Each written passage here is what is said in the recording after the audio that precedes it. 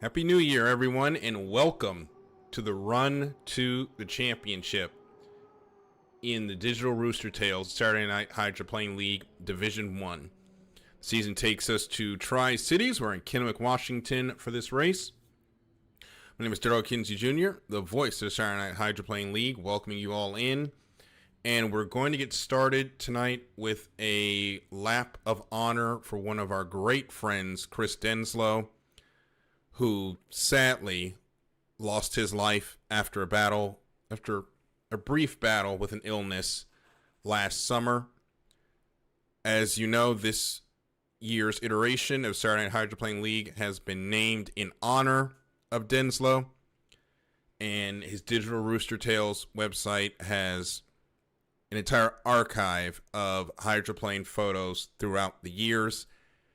He was a great friend to all of us and a great friend to hydroplane racing.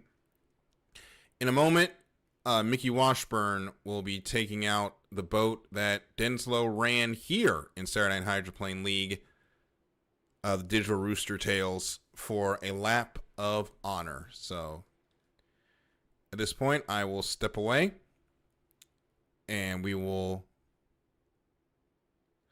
have the lap of honor for Chris Denslow in just a moment.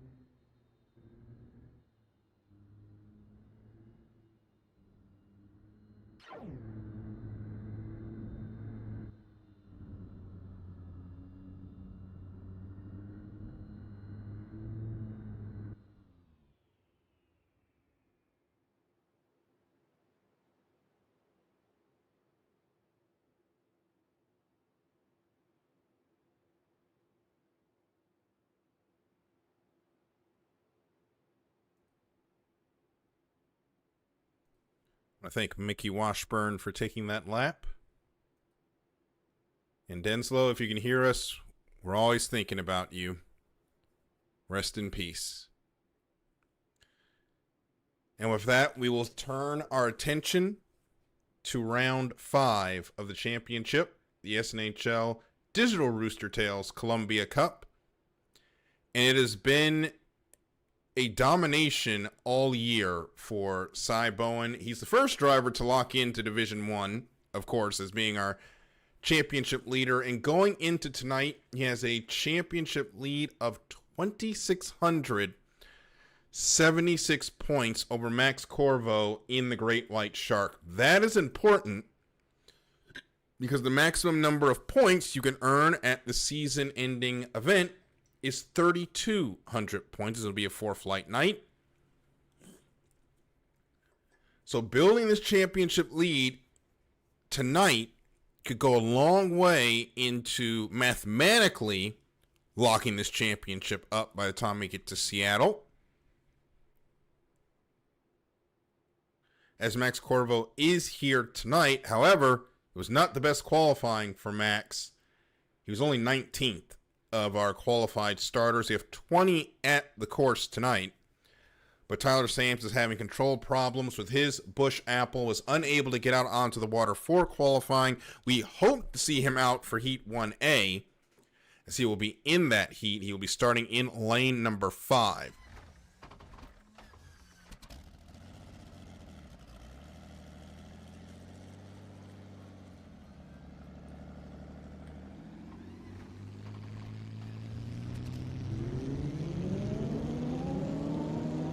And now, it is time to go racing. 5 limited hydroplanes heading out onto the water. Here are your starters in Heat 1A of the Digital Roostertails Columbia Cup. On your screen right now is Scott Witherall, the Doctor. Qualified the Castrol GTX, 5th at 165.362 miles per hour. He'll be in lane number 2 for this heat. Lane 1 will be filled by the championship leader, Cy Bowen, 166.423 miles per hour. Gets 200 more bonus points for that qualifying effort. Cy already off to a great start.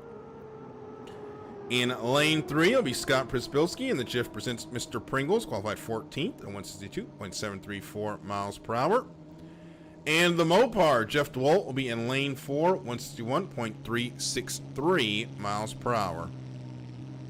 Now, as we stated, the Bush Apple of Tyler Sams, he did make it out onto the water there in Denver Broncos colors, classic Denver Broncos colors this weekend. That boat does not have any Umamusume touches for those that are TikTok aligned and know of the intersection between Denver Broncos fans and Umamusume fans going into this playoff season. Tyler had control issues, was unable to put up a qualifying effort. He is officially a DNQ, and he will start outside in lane number 5. So that is your lineup. Jeff DeWalt making his way down the back straightaway, heading towards turn number 2. As everyone is getting aligned for the start. Remember, assigned lanes this season, so everyone just has to worry about the start. And we've seen a lot of drivers playing with hitting that start, and that razor's edge extremely sharp this year. We'll talk about that in a moment. As we are now 23 seconds until the go. Into turn 2 for the first time tonight. We'll be going to D heats with 20 boats. It's time to turn them loose in the Digital Roostertails SNHL Columbia Cup as we are at 5, 4, 3, 2, 1, mark! And at least one boat jumped the start. That would have been Scott Przybylski. We will check the stream. We will check the results later. But as on the water, Scott Przybylski will lead us into turn number 1. But right to his inside, there's Cy Bowen, the points leader. To his outside is Tyler Sams. So he did get those control issues sorted. And he is in third as he head down the backstretch for the first of 3. Scott Witherall, not a good start for him. He is back in the slop in fourth. Scott Przybylski holds the lead down the middle of the backstretch, has about 2 to 3 boat lengths. We're hoping that start was good, but he's got a huge challenge to the inside in the National High Points leader as we slide into turn number 2 for the first time. And Cy Bowen's going to make that pass look easy as you do it. He'll take the lead off turn number 1. He's got the Pringles chasing him down. Meanwhile, behind him, a battle for third is brewing between Witherall and Sams as we start lap number 2 with the Corsair 2 leading the way. Przybylski still currently in second. Meanwhile, in the back, it looked like Scott Witherall had gotten closer to Tyler Sams, but he is in the slop of the 2 boats in front of him. He's got the dirty water to the inside. Tyler Sams got the clean water to the outside. You can actually see it visually there, the wakes that Scott Witherall is trying to drive through. So that is slowing him down, and the Busch Light Broncos is pulling away to potentially lock on to 225 points or 300, depending on the ruling on that start. But up front, it is all Cy Bowen. Bowen has been the dominant power all season, whether it be turbine or piston power. Last year, the Corsair was turbine. This year, it is piston power. And the speed is still in the cockpit as we start the final lap with Cy Bowen leading the way in the Corsair 2. Jiff Presents Mr. Pringles is second on the water. Third is the Busch Light Broncos of Tyler Sams. Behind him is the Doctor, Scott Witherall, in the U77 Miss Castrol GTX. And the Mopar of Jeff DeWalt is in 5th. All 5 boats went out. They're still running on the water, which we like to see here early on. But back up front, it's all Cy Bowen making his way into turn number 2. No one challenging this U1. It's a microcosm of the entire season is this heat. As Bowen enters turn number 2, hits the exit pin to claim 400 points and the win in Heat 1A. Cy Bowen, Corsair 2, takes home the win. Scott Przybylski will cross the line in second. And now he will drop down the order. He'll go down to third. And now Scott Witherall crosses. He will be third instead. Tyler Sams will move up to second. And Jeff DeWalt will be in fourth.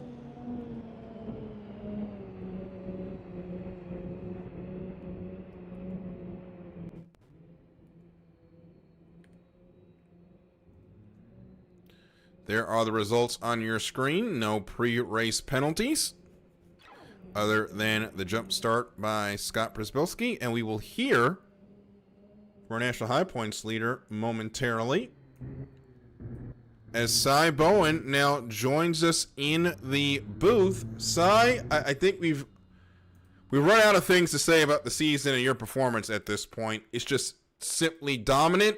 You start off the night with 200 points. And then you gain another 400 on the win. Yeah, it's kind of like we marked it up to be. Go get top qualifier and hope to win the rest of the heats. Obviously, we hope for a perfect night every night. So far, off to a good start. And as I mentioned at the start of the program, we've seen a change in the rules at this point to the assigned lanes. We've seen the same number of pre-race penalties as far as collisions.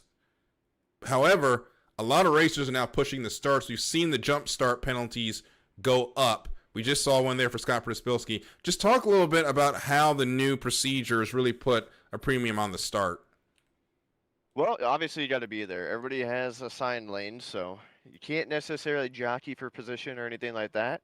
Your best case scenario is to nail that start and get a lead coming into the first corner. So everybody's going to press that issue. We see that every time. With fighting for lanes, it's a little bit less prevalent, but still a good start kind of wins you the races. So everybody's going to go press their luck, and obviously you're going to see here and there people jump the start, but my main goal for the starts is to be about half a second late to the start. That way I know I have a little bit of playroom. Well, just to update you on the points, you're now 3,000 ahead, so might be getting that trophy a little bit early as the way things are set. But congratulations on yet another heat win, and good luck for the rest of the night. Thank you. Heat race number 2 coming up next. It'll be 4 heats of 5 in each heat. So Heat 1B will be up in a moment. Mickey Washburn, Harley Gray, Pete Lacoste, Scott Garner, and Nick Kish will be in that heat. We'll be going over lane assignments here.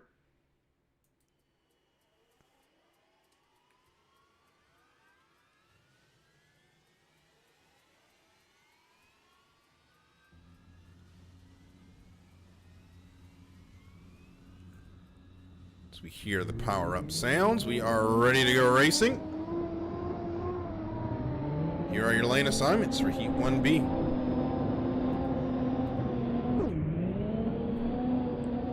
Pete Lacoste leads us out, former D2 champion. Have not seen a lot of him this year. Pete will be in lane number 3, qualifying the 12th spot at a 162.858 miles per hour.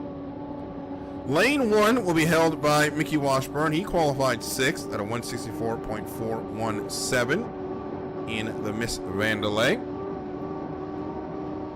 Lane number 2 will be filled by the Lucas Oil Dream Warrior of Harley Gray, qualified 11th at a 162.990 miles per hour.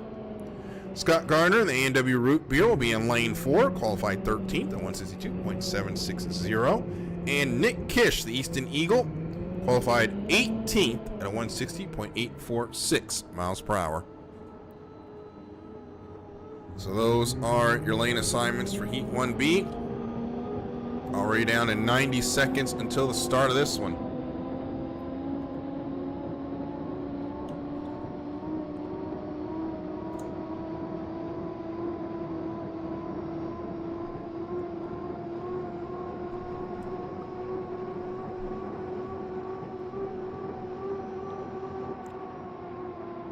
So as we were saying, we've only had 3 incidents during the pre-race, or during the milling period here this season.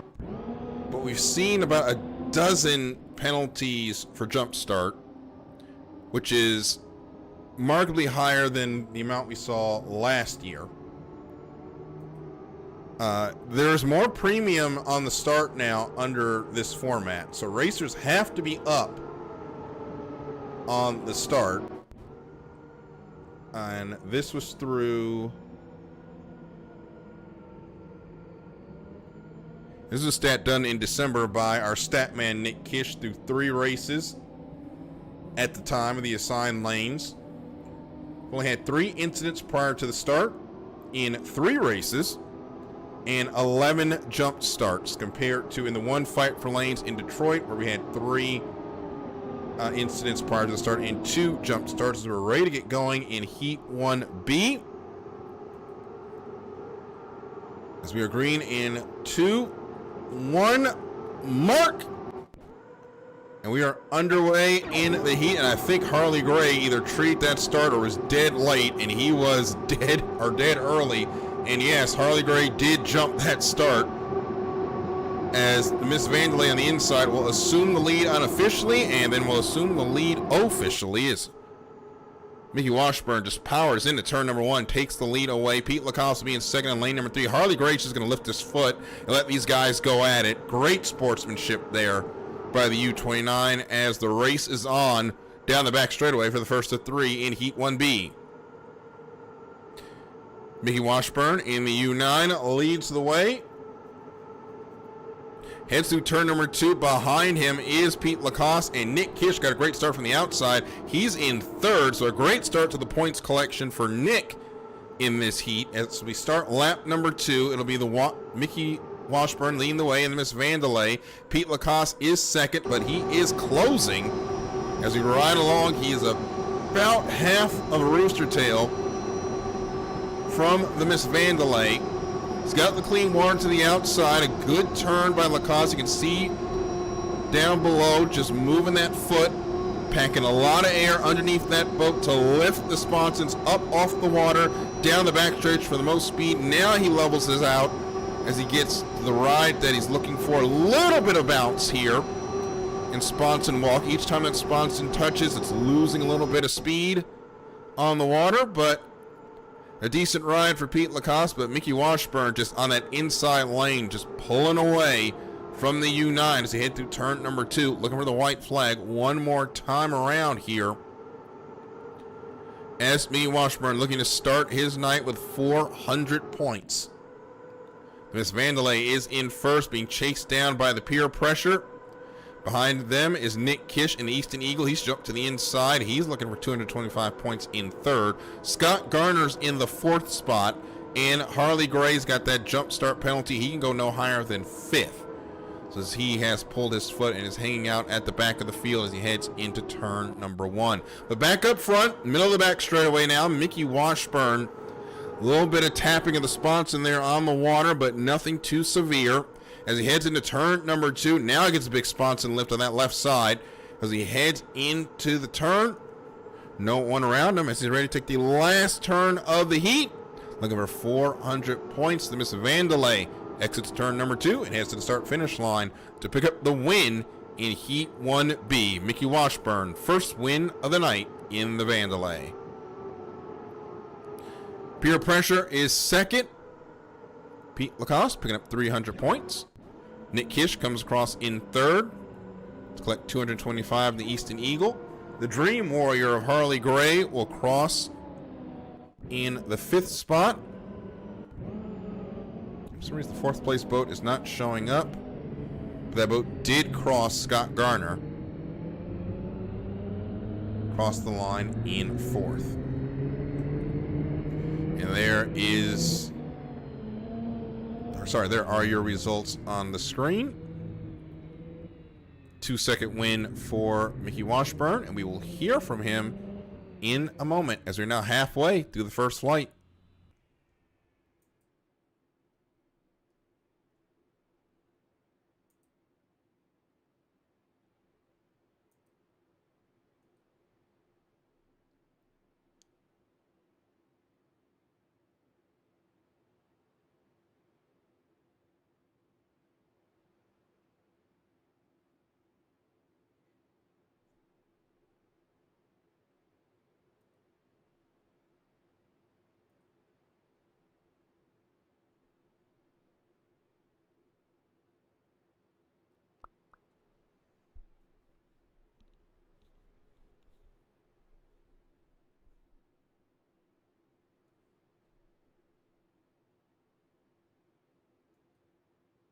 Test 1.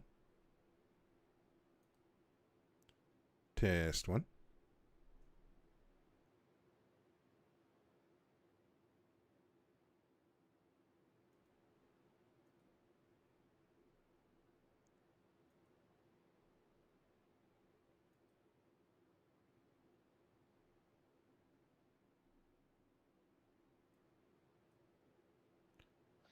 And now joining us in the booth is Mickey Washburn, the driver of the Miss Vandelay. Mickey, great run there in Heat 1A Heat 1B. Race for the final championship spots are on. You pick up a good 400 points. Yeah, thanks, Daryl. I got a little lucky draw and got lane 1, even though I was a 6th qualifier, and then tried to give it away with kind of a slow start, but luckily Harley jumped the gun, which helped me get back to the lead there, but I'll take it. Yeah, we've seen a lot of jump starts recently. Everyone's trying to play the start as close as they can, but heading into the second half of the season, we've only got, after this, 2 more races. How much pressure does that put on everyone to try to make all they can here at the start? Because it is assigned lanes. Your best way of picking up the spots is going to be when that clock hits 0. Yeah, you definitely have to if you're on the outside, you need to nail your start and hope the guys on the inside totally blow theirs. And the point standings are really close. I mean, it's not a shoe-in to make the All-Star race, and everybody's fighting to get in there. So it's should be a lot of hard driving tonight. Yeah, and that we should have that format here soon.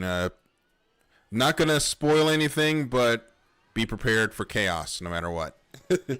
That's right. We want the All-Star race to be fun, so maybe cause some chaos so we can have some fun.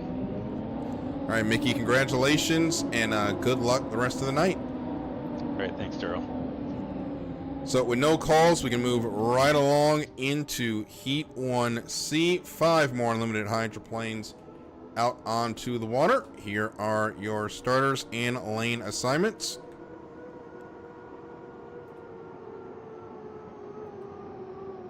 In Heat 1C, in lane number 1 will be the Vulcan.com of Luke Nelson.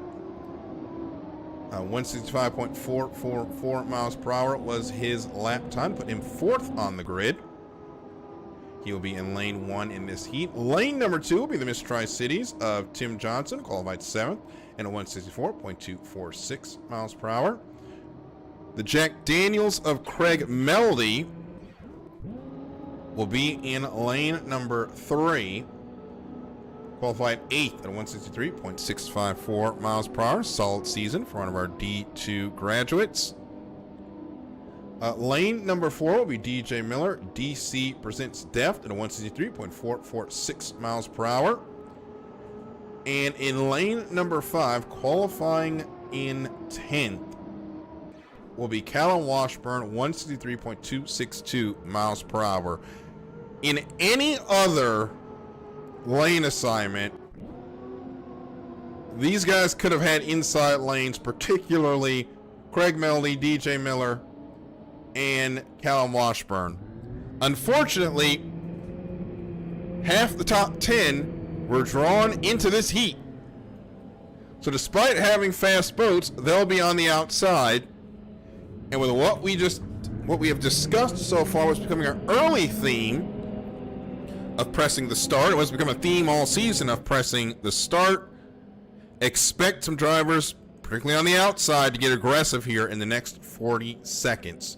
Let's get ready to start Heat 1C. Got Miller and Washburn making their way down to turn number 2. Washburn on the outside, Miller on the inside. Remember, Washburn will occupy lane number 5. There is Craig Melody there to the rear. We've got Tim Johnson there on the inside. He's in the lane. Callum Washburn is way early as we're 10 seconds from the start. He may have to pull his foot as we are at 6 seconds to the go. Make that 5, 4, 3, 2, 1, mark.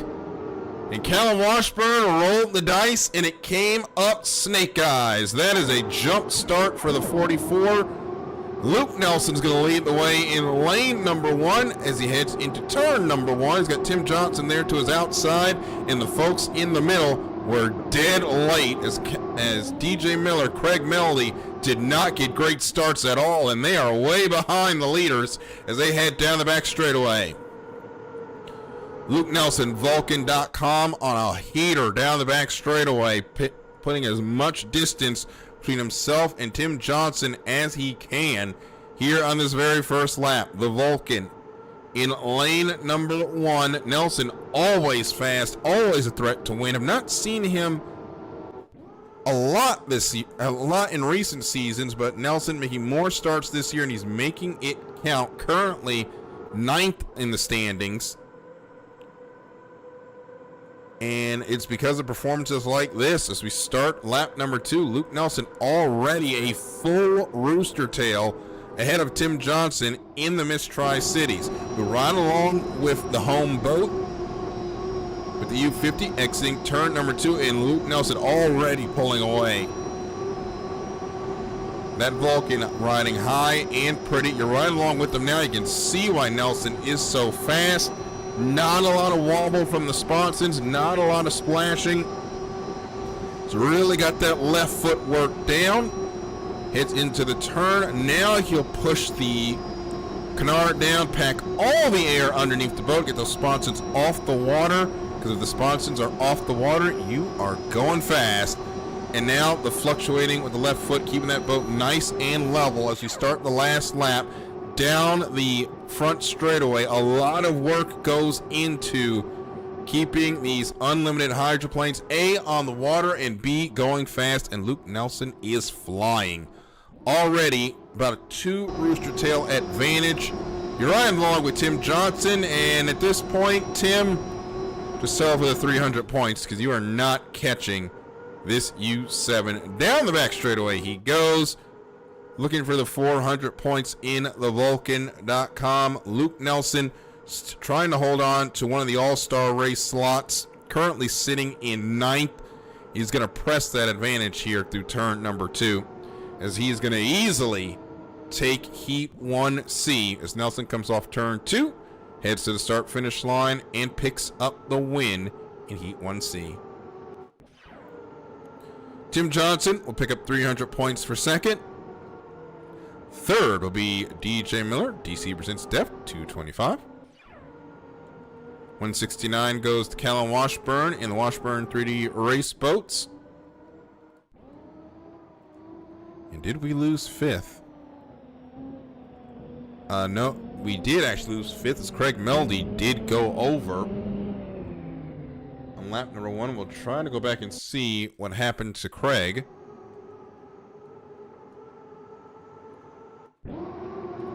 There he is now, comes through turn number 1, heading down the back straightaway. Run along, see what happens. I think this may have been an incident all by himself, as Luke Nelson is in the waiting room. Craig Melody goes into turn number 2.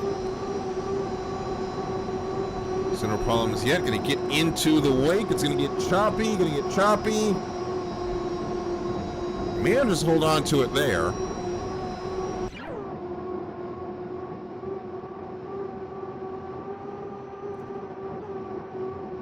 It's going to complete the lap.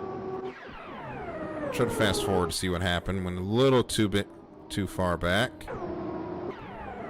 And yep, it's going to be all by himself. Off turn number 1, he's trying to make the pass on Callum Washburn. And up and over goes Craig Meldy. The winds on the backstretch will catch you here at Tri-Cities. And it caught the Jack Daniels, but it did not catch the Vulcan.com and Luke Nelson, who's joining us now. Luke, congratulations on the win on Heat 1C, and it was a pretty boat ride from start to finish in that U7. Yeah, it was pretty good. Nice to finally get a Heat win after missing a few races. And despite missing those few races, you're still solidly in a all-star race spot, currently sitting 6th after that heat. How's it feel? We haven't seen you a lot in a long time, but when we do see you, you're always fast. Yeah, but like I almost feel like I'm kind of getting a little slower. Everyone else is getting a little faster. Like, I don't know, but it's all right. Well, it didn't show in that heat. Luke, congratulations. Good luck the rest of the night. All right, thank you. Luke Nelson, the winner of Heat 1C. Heat 1D coming up next.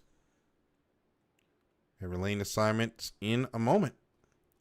Sit tight, and we'll be right back as we wrap up the first flight of heats.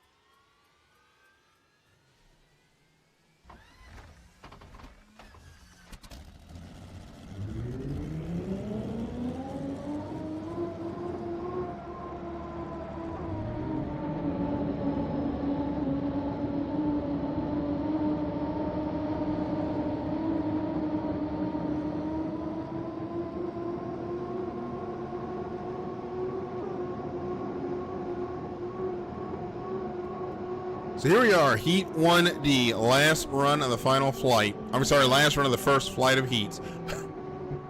And in lane number 1 will be the Wave Dancer. Derek Demers qualified in the second spot, 165.978 miles per hour for the 144. Lane number 2 will be Carson Kelly in the Sutter's Gold, qualified in the third spot at 165.807 miles per hour. Francis Ranella in the Mr. Dash 2 will be in lane number 3 at a 162.519 miles per hour. Good enough for 15th. Neil Disbang 16th on the qualifying grid. That'll get him lane number 4, 162.455 miles per hour. And Max Corvo at 160.625. Tail Gunner Charlie on the field. He's in lane number 5. So that is your lineup here in the final heat of the first flight. Been clean and green so far. But at this point, we are just waiting for all 5 runners to be across legally, as we've had a rash of jump starts to start the night. As you see up there on the screen, Matt Palmer will be driving for Derek Demers this evening. One of our D2 drivers filling in. Part of our new rules package this year to have the substitute drivers, and Matt Palmer, one of our D2 guys, gets to step up and get a sample of the racing up here in Division 1. He'll be in the Wave Dancer. We'll be watching his performance all night. And Anthony Ranella in the U-52 Thundercraft will be driving for Max Corvo, which will help Corvo in the boat points, but will not help in the driver high point standings, as Corvo is going to lose second tonight, as currently it's held by Tyler Sams. But we are ready to go in Heat 1D. We are 7 seconds to go. Carson Kelly from lane number 2 got a great start, as we are 3 seconds, 2 seconds, 1 second. Mark! Ooh, Carson, did you keep that thing on the right side of the timer? Meanwhile, Matt Palmer in Division 2, our Division 2 stand-in for the night, is in second, and he's pushing Carson Kelly into turn number 1. Kelly was able to stay on the right side of the line, and it's a battle down the back straightaway between Matt Palmer and Carson Kelly, the relief driver, versus one of the more dominant drivers in SNHL history. Heading down the back straightaway, and Matt Palmer, no fear in that Wave Dancer. He's got the inside line. He's going to try to take the lead away through turn number 1, as Carson Kelly is trying to pin him straight to the buoy row. But Matt Palmer is forcing the issue, keeping that window open, and now down the back straight, down the front straightaway to complete lap number 1. It's Palmer versus Kelly. Kelly has the lead by about a spots and tip, but Matt Palmer's got speed in that U-144 as they head into turn number 1. Kelly now ahead by a boat length. The Wave Dancer, though, on the inside, going to be able to take advantage. They'll draw even. They're going to make contact. How did they not make contact there? Carson Kelly and Matt Palmer keep the boats clean. They keep the boat straight down the back straightaway, as Kelly is back up to a full boat length advantage over Palmer, who's filling in for Derek Demers. Back to the inside to turn number 2. Now Carson Kelly trying to pin Palmer to the inside. He's got him right there on the buoy row. Palmer survives, though. It's still a boat length, making a boat length and a half as we start the final lap. It's the U66, the Sutter's Gold versus the Wave Dancer into the final lap. But Carson Kelly had that U-144 pinned that may have been enough to secure this heat win, but Carson Kelly's had to fight for it all heat long. He pins that U-144, gives him exactly 1 lane. That should have been enough right there for Carson Kelly to hold on to the lead, but Matt Palmer is charging. Kelly's going to have to pin that U-144 one last time to secure the lead.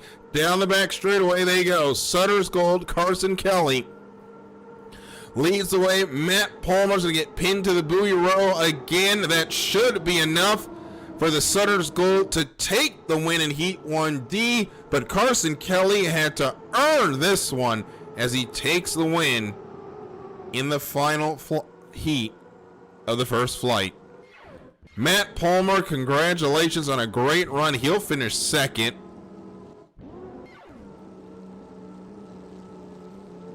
Anthony Ranella will come across for Max Corville. He'll be in fourth. Francis Ranella will be in fifth.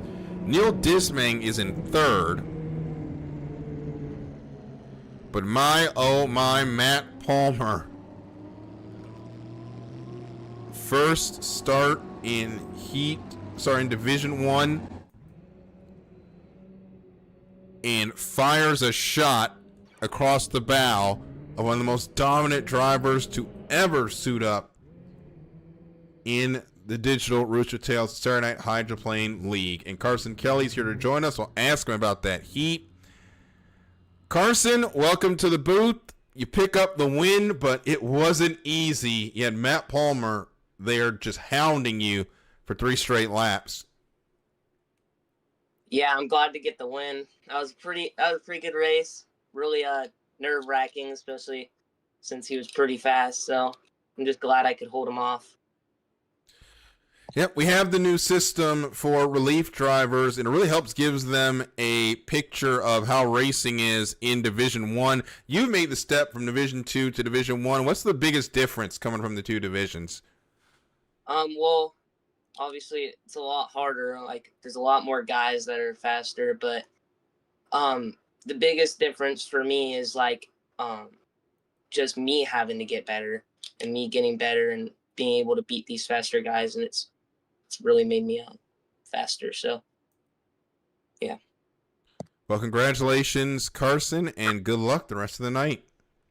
Thank you. Second flight coming up. We'll have our heat assignments in Heat 2A momentarily. So grab a snack, grab a drink. We'll be right back here from virtual Kennewick, Washington. The Digital Roostertails Columbia Cup is underway.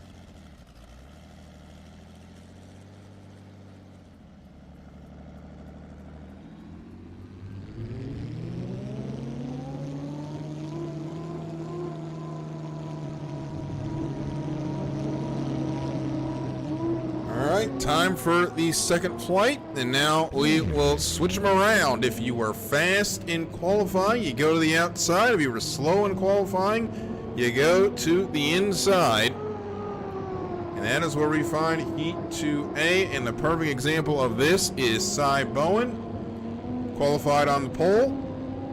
We saw him win Heat 1A, now he's in Heat 2A, and now he's going to have to try to replicate what he just did on from the outside.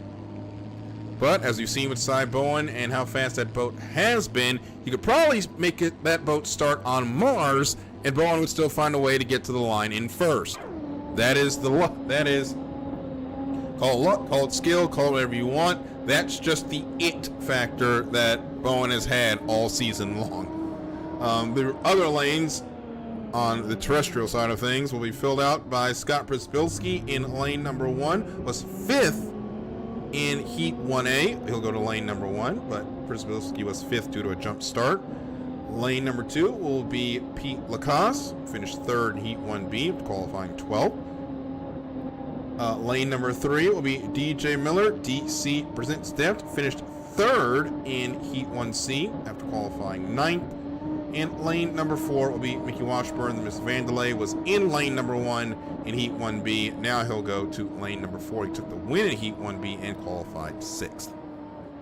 Your point standings for the drivers in this heat: Cy Bowen, a perfect 600. The GIF presents Mr. Pringles is sitting on 157. Mickey Washburn in Miss Vandelay will sit on 500 points. DJ Miller and the DC Presents Deft sits on 295.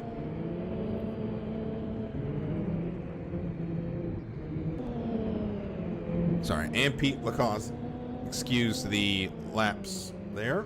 Pete Lacoste sitting on 199 points. So those are your point standings going into Heat 2A. And we are about ready to go for a start here.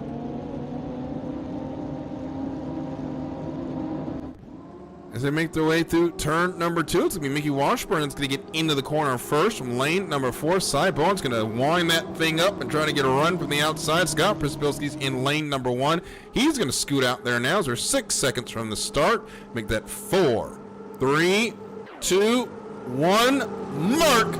And this time it's a great start from everybody, and Scott Przybilski's got the lead heading into turn number 1. It was a great start on the outside as well by Cy Bowen. Mickey Washburn and DJ Miller also got good starts as we head into the turn. Przybilski has the lead. Pete Lacoste will be in second, and on the outside, that U1 is heading to the back as DJ Miller and Pete Lacoste both get around the U1 as the battle is now for the lead down the backstretch for the first of 3.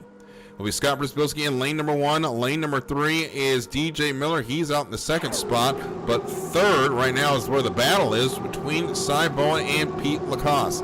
Lacoste there on the inside. He's riding in the tunnel between the U75 and the U8. Now we ride along with Pete Lacoste. He's going to get past the U75. As I say that, U75 just peeks out on the right side of your picture there, that checkerboard red and white pattern. And Lacoste is going to go into the tunnel here into turn number 1. This is the most difficult spot to be as a boat racer because you have to the inside a wake, to the outside a wake, and you've got this thin strip of clean water you're just trying to hold on to, and you've got chaos to the inside and chaos to the outside, and you're stuck in the middle with no one but yourself. But back up front, Scott Przybilski continues to lead the way, pulling away from DJ Miller. As Scott saw a little bit too much of the end on the underside of that boat than we wanted to. Heading into turn number 1, Przybilski got into the wake a little bit. Sorry, not Przybilski. Lacoste got into the wake a little bit of the U8, then into the wake of the U75. He's going to drop off. He's going to lose that third spot to Cy Bowen as we start the final lap. So 225 looks to be the order of the day for the U1. But up front, look at those 400 points of Scott Przybilski. He hit the start perfectly this time, and it has rewarded him in the lead. And the slower boats in lane number 1, if they can hit the start, they can take advantage and throw a monkey wrench in some plans. But DJ Miller there on the outside in lane number 2, still chasing down the U8, trying to take this lead away. It's about a boat length and a half between the two. You can see Miller fluttering the canard, keeping that boat right in the air, but it's just not going to be enough to chase down Scott Prispilski and Mr. Pringles. DJ Miller's going to give it one final ride down the front straightaway, but it'll be Scott Prispilski, the Mr. Pringles, takes the win, Heat 2A. Second will be DJ Miller. Third will be Cy Bowen. Pete Lacoste will come across in fourth. And Mickey Washburn, the Miss Vandalay, not a good heat for him either. He will come across in the fifth spot.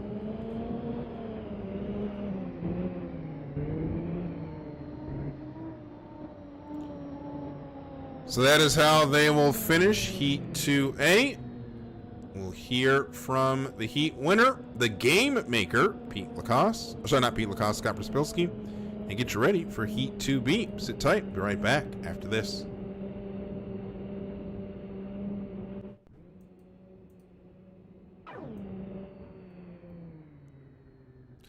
Now joining us is Scott Prispilski, the winner of Heat 2A. And Scott, second time was the charm there on the start. You were on the outside and missed it, but this time on the inside, you nail it and pick up 400 points. Yeah, it was a much better start than last heat. Glad I was able to hit it clean that time. The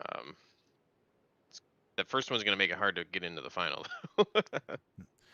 Well, you still got a lot. Well, there's still another heat. The Connie is still in play, but DJ Miller made a mention of how long we've been here with Hydro Mod, now Hydro Sim, that it's going to make us all feel old. The 20th anniversary of Hydro Mod is coming up. How do you reflect on going from there to what we have now? Yeah, that's been a long ride. But yeah, no, it's been a lot of fun racing with everybody for all these years. But yeah, going to Hydro Sim has been a pretty big, huge change from Hydro Mod. Yeah, it's all the physics and everything makes racing the boats a lot more fun. So it's been a blast. Well, I can tell you it's been a lot of fun, and I'm just going to make everyone else feel old again, and then I'll let you go. I was in high school when Hydro Mod was out, and now we're here, and I'm actually calling the races with Hydro Sim. So now that I've made us all fear the inevitability of death, I'll let you go now, Scott. Scott, congratulations, and good luck the rest of the night. All right, thanks, Daryl. Heat 2B coming up next.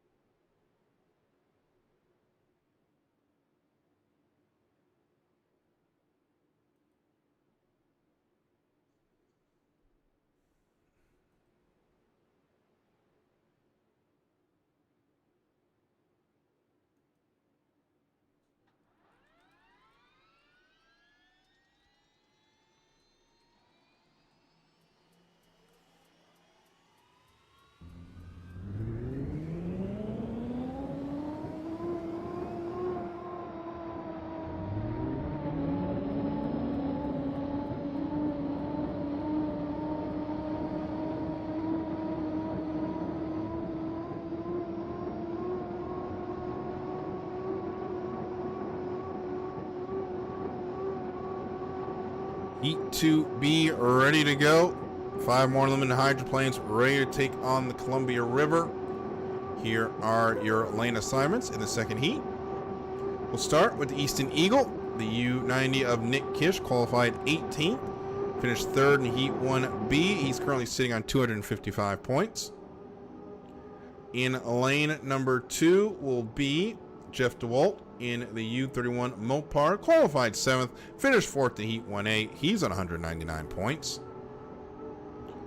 In lane number 3 will be the Dutch Bros Coffee, currently on your screen, Neil Dismang. Qualified 3rd at 16th at 162.455 miles per hour.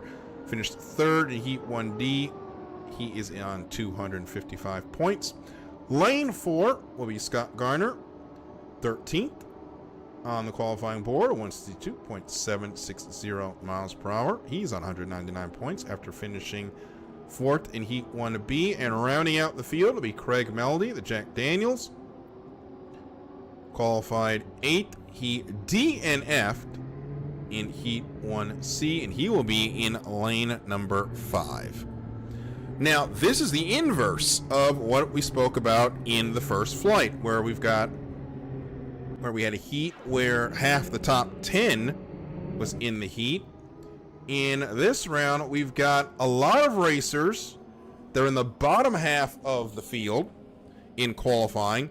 If they were spread out a little bit more, they would have had chances at the inside lane. But for a driver like Neil Dismang and Scott Garner, because of the heat draws, putting together boats of a similar speed or lack thereof, they're going to be on the outside. And meanwhile, Craig Melody qualified 8th because of that DNF. He's got to try to find some way of getting points to have an opportunity at the winner-take-all heats coming up in about an hour or so. But making our way through turn number 2 to get started on Heat 2B. They'll hit the exit pin at 10 seconds. It's going to be Neil Dismang that's going to lead the way to the start at 5 seconds to go. Make that 4, 3, 2, 1, mark. Neil had to pull his foot, but he manages to get across the line legal, but it cost him a lot of boat speed to the outside of Scott Garner in lane number 4. He'll lead the field into turn number 1. Wasn't a good start from Craig Melody. Neil Dismang's going to make contact with Jeff DeWalt. They're going to slide to the outside. They hold on to it. Jeff DeWalt continues on. He'll move up to 3rd. Neil Dismang's start just went from good to horrific. He'll slide all the way to the back of the grid, and up front it is Scott Garner and the A&W Root Beer leading the way with the stat man on the inside. Nick Kish into turn number 1. Riding along with Nick now. Garner leaving a little bit more room in there in turn number 1. That's going to allow Nick Kish to close into about a rooster tail, but Scott Garner closed off that exit. Nick Kish getting into the wake a little bit of the U60. That'll slow him down as you start lap number 2, as it's Garner and Kish battling for the lead, and Garner has stretched it out to about half a rooster tail.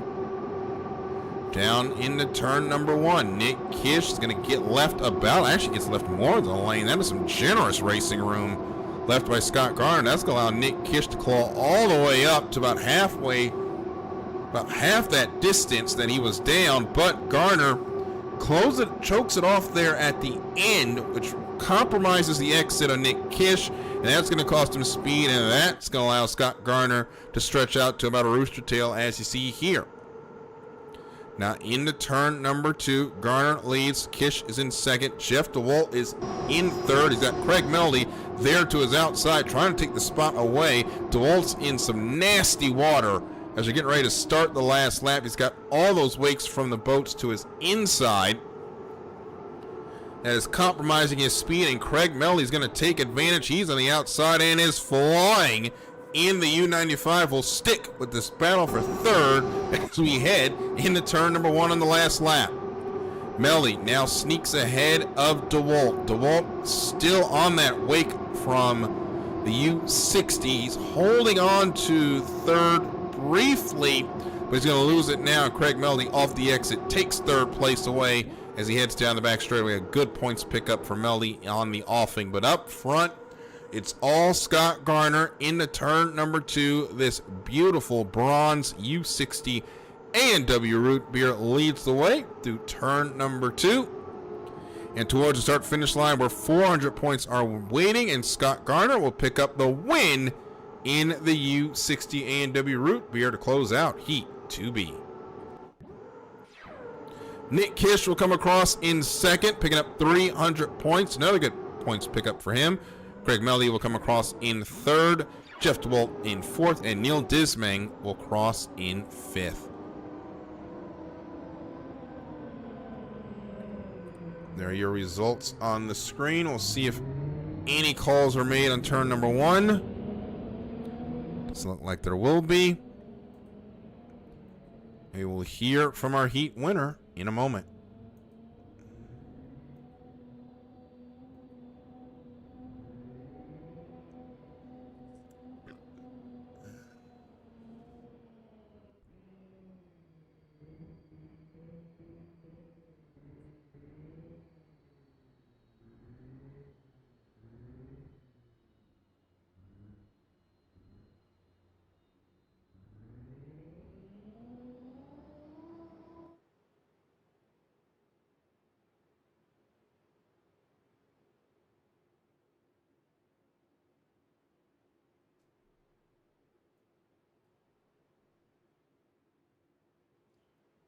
And Scott Garner picks up the win in Heat 2B. He joins us now. Scott, had a great race there with Nick Kish. Took the advantage of the inside lanes. Pick up 400 points.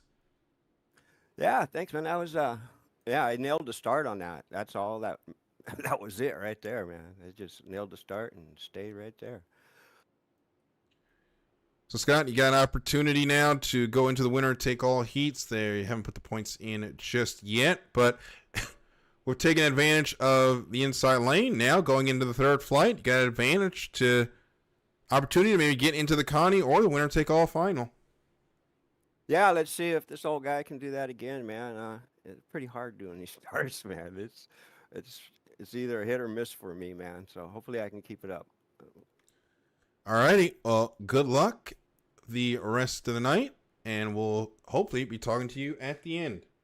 All right, we'll talk to you later, Dale. See ya.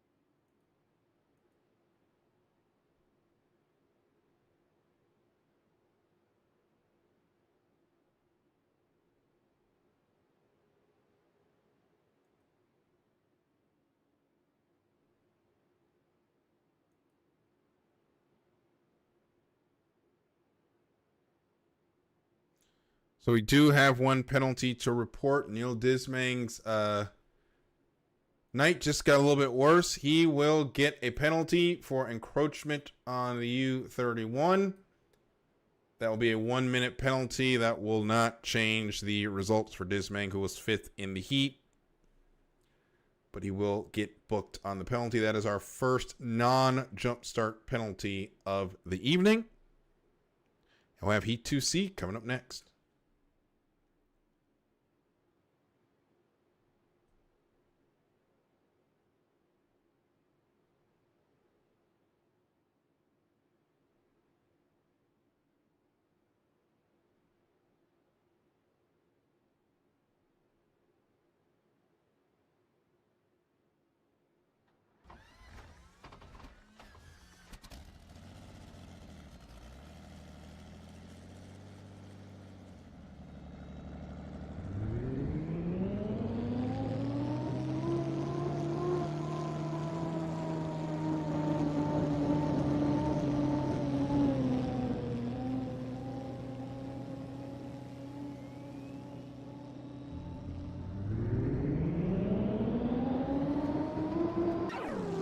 Here we go. Heat 2C. Ready to go. Here are your starters. So now halfway through the second flight. Max Corvo qualified 19th. He will be in lane 1. He finished 4th in Heat 1D. Actually, sorry, it'll be Anthony Ranella for Max Corvo. And Ranella qualified in 19th, was 4th in Heat 1D. He's at 199 points. Anthony Ranella, another one of our D2 drivers, getting the start in relief of Max Corvo. Lane number 2 will go to the Mr. Nash 2 of Francis Ranella, qualified 15th, finished 5th in Heat 1D. He's on 157 points. In lane number 3, Scott Witherall, qualified in the 5th spot, finished 3rd in Heat 1A. He's on 345 points. Lane number 4 will be filled by Luke Nelson. Luke qualified in 4th, 1 Heat 1C. He's on 540 points. And lane 5 will be filled by Carson Kelly, qualified 3rd, 1 Heat 1D. He is on 560 points.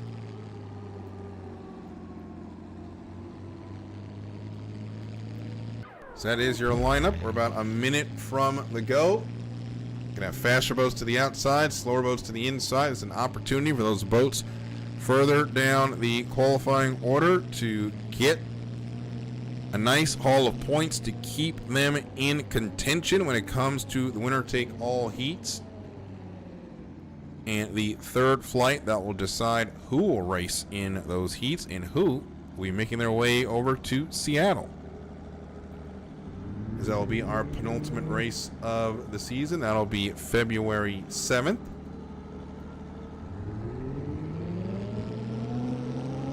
Get started here about 6:30 with racing beginning at 7. So now here they come around turn number 2.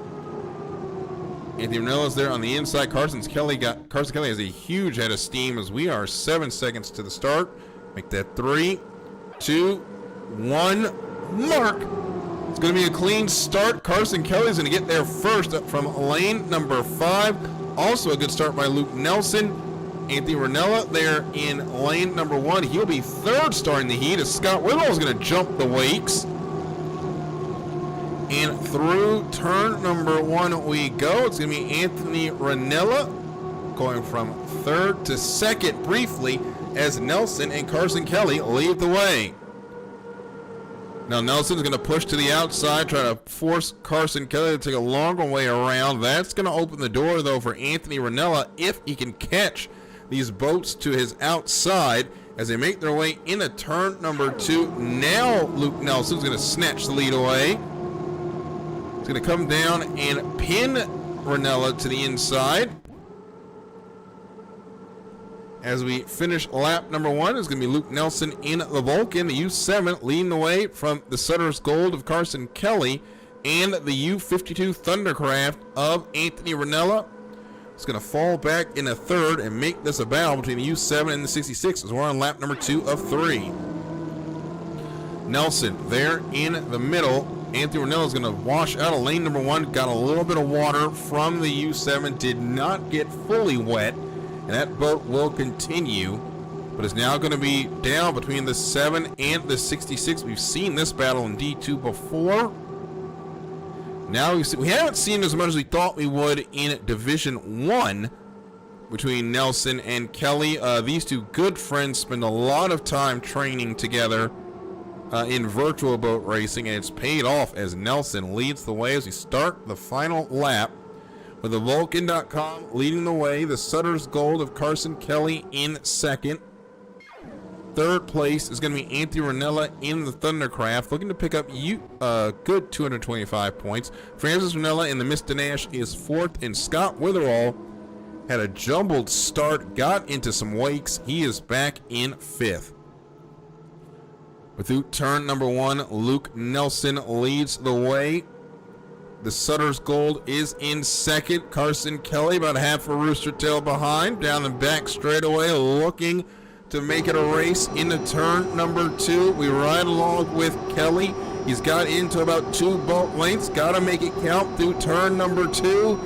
But the U7's just going to get a better turn and through turn number 2 to the front straightaway.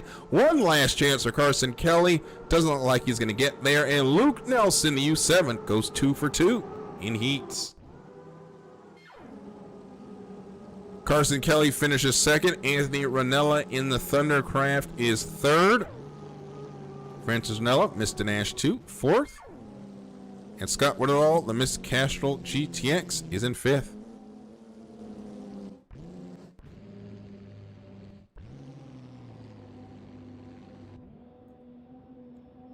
There are your results. Heat 2C is over, and we'll hear from the winner in just a moment.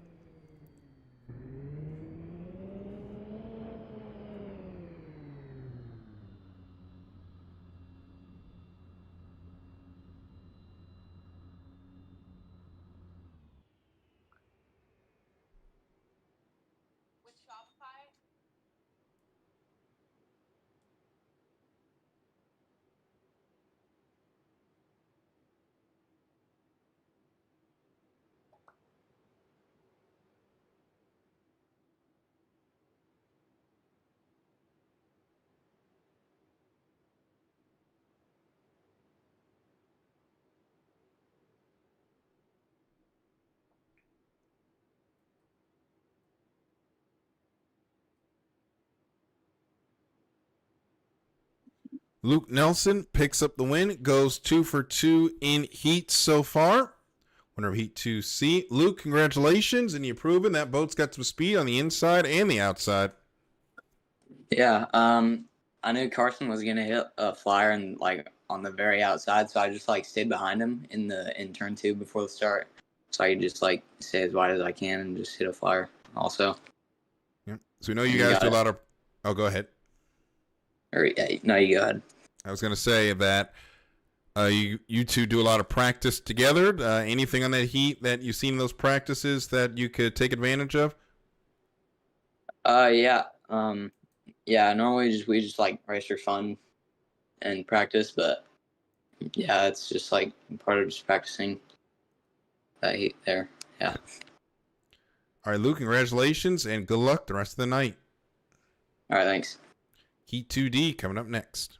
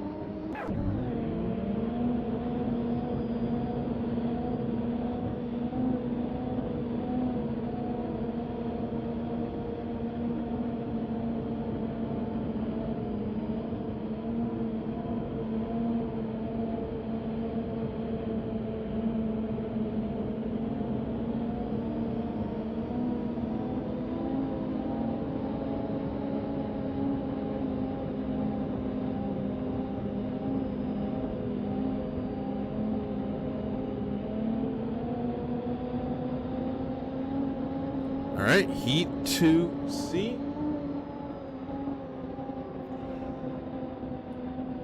Sorry, Heat 2D, last heat of the second flight underway. Here are your starters in this heat. Lane number 1 will be filled out by Harley Gray. You see him on the screen now. Qualified 11th and finished 5th in Heat 1B. He's at 177 points. Lane 2 is Callum Washburn, the Washburn 3D Race Boats, qualified 10th, finished 4th in Heat 1C. He's on 229 points. Lane number 3 will be Tim Johnson, qualified 7th, and was 2nd in Heat 1C. He's on 390 points. The Wave Dancer, driven by Matt Palmer tonight in relief of Derek Demers, qualified 2nd in Heat 1, finished 2nd in Heat 1D in a wonderful battle with Carson Kelly. After qualifying 2nd, he's on 480 points. And lane number 5 will be Tyler Sams. Did not make a qualifying effort due to mechanical gremlins. He did, though, was able to get out for the first flight. Finished in 2nd in Heat 1A. He is on 300 points. Getting ready to start Heat 2D. Matt Palmer is going to be the driver to watch. He's got an opportunity to play spoiler after those 300 points. He is one of those drivers. We get those a couple of times a season. Drivers that usually are not at the top will have a great run and affect everyone else. Matt Palmer's not even in this division and will have that opportunity. As we are 5 seconds from the start, make that 3, 2, 1, mark. And we're going to have to check that one as the, go ahead and mark that one as start under review. Had a couple of boats jump that, or appear to jump that start. It looks like no one did, so they're all clean. Callan, look out. Almost made contact with Matt Palmer as they exit turn number 1. So it runs as they are on the water with Harley Gray leading from Tim Johnson as we start the first of 3. Gray on the inside, Johnson on the outside. They are nearly deck to deck heading into turn number 2. They'll go side by side into the corner. Gray's going to have the inside advantage. He'll be able to pick that up by about a boat length through turn number 2. But Tim Johnson's got a lot of speed on the outside. He'll make his way down to turn number 2, and they will almost touch identically. But we'll give it to Harley Gray, who led that lap, but it'll be Tim Johnson who leads heading into turn number 1. Now it's Johnson with his turn to lead. He won't be able to pin Gray to the inside. That's going to allow Gray to draw almost even through turn number 1, but just enough speed on the outside is going to keep Tim Johnson in the lead for now. Johnson on the outside. On the inside is the Dream Warrior. Gray trying to chase down Tim Johnson to turn number 2, but Johnson's now going to have that opportunity to keep the U-29 pinned down to one lane, and he'll do that. Heading through turn number 2, but Harley Gray is going to make up the advantage. It's going to be about 2 to 3 boat lengths between the two as we start the final lap with Tim Johnson, the Miss Tri-Cities, leading the way. Harley Gray in second in the Dream Warrior. Right along now with Harley Gray. It's now about 5 boat lengths between him and the leader, as Tim Johnson's going to pin that U-29 to the buoy road through turn number 1. Johnson's got a lot of speed on the outside. Harley Gray gave it a ride, but unfortunately just too much Miss Tri-Cities on the outside. Behind them, Matt Palmer looking up to pick up 225 points. He's still going to be a factor into the winner-take-all heats. Tyler Sams in 4th, and Callum Washburn is in 5th. But back up front, Tim Johnson has to weather one more challenge from Harley Gray as they exit turn number 2. Heading to the start-finish line, it's going to be Tim Johnson, U50 Miss Tri-Cities, picking up the win in Heat 2D. Second will be Harley Gray. Matt Palmer continues his good night. He'll come across in 3rd. Cal Washburn is going to be 5th. and Tyler Sams will come across in fourth. There are your results on the screen.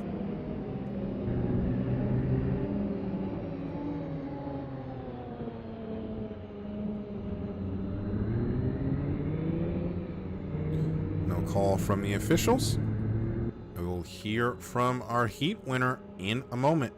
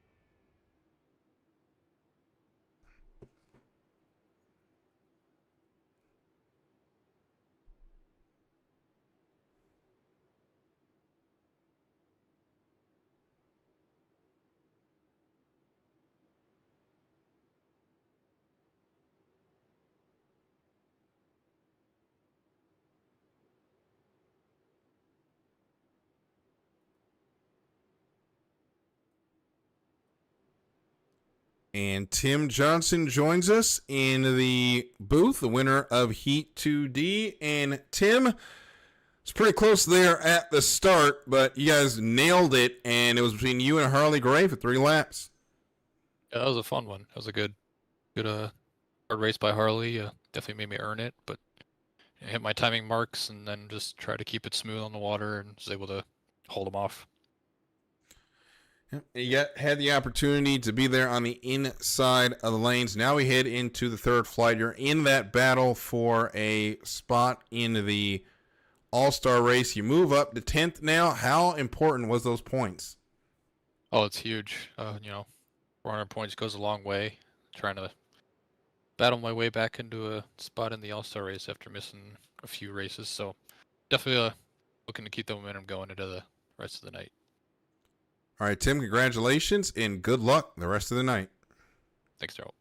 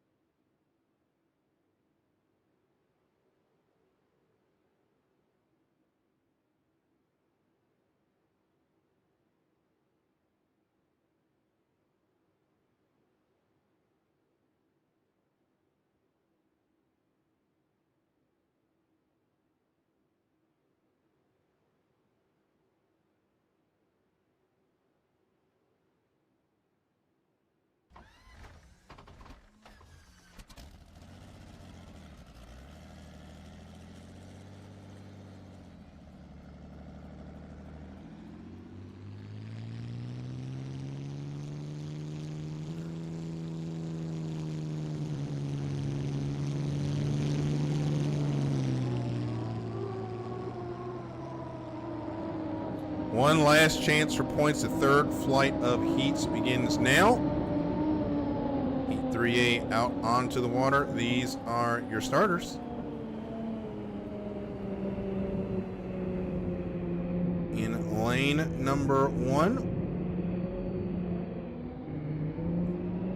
So in lane number 1 will be the Jack Daniels of Craig Meldy, qualified 8th. DNF in a 225, or sorry, a 30 Heat 2B puts him on 305 points. Currently, Craig Meldy is in position number 20. He's going to need a win and a lot of help to continue on racing tonight. In lane number 2 will be Jeff DeWalt, 2 fourth places, qualifying 17th, puts him in 368 points. It's going to need a top half finish and help to get into the Connie.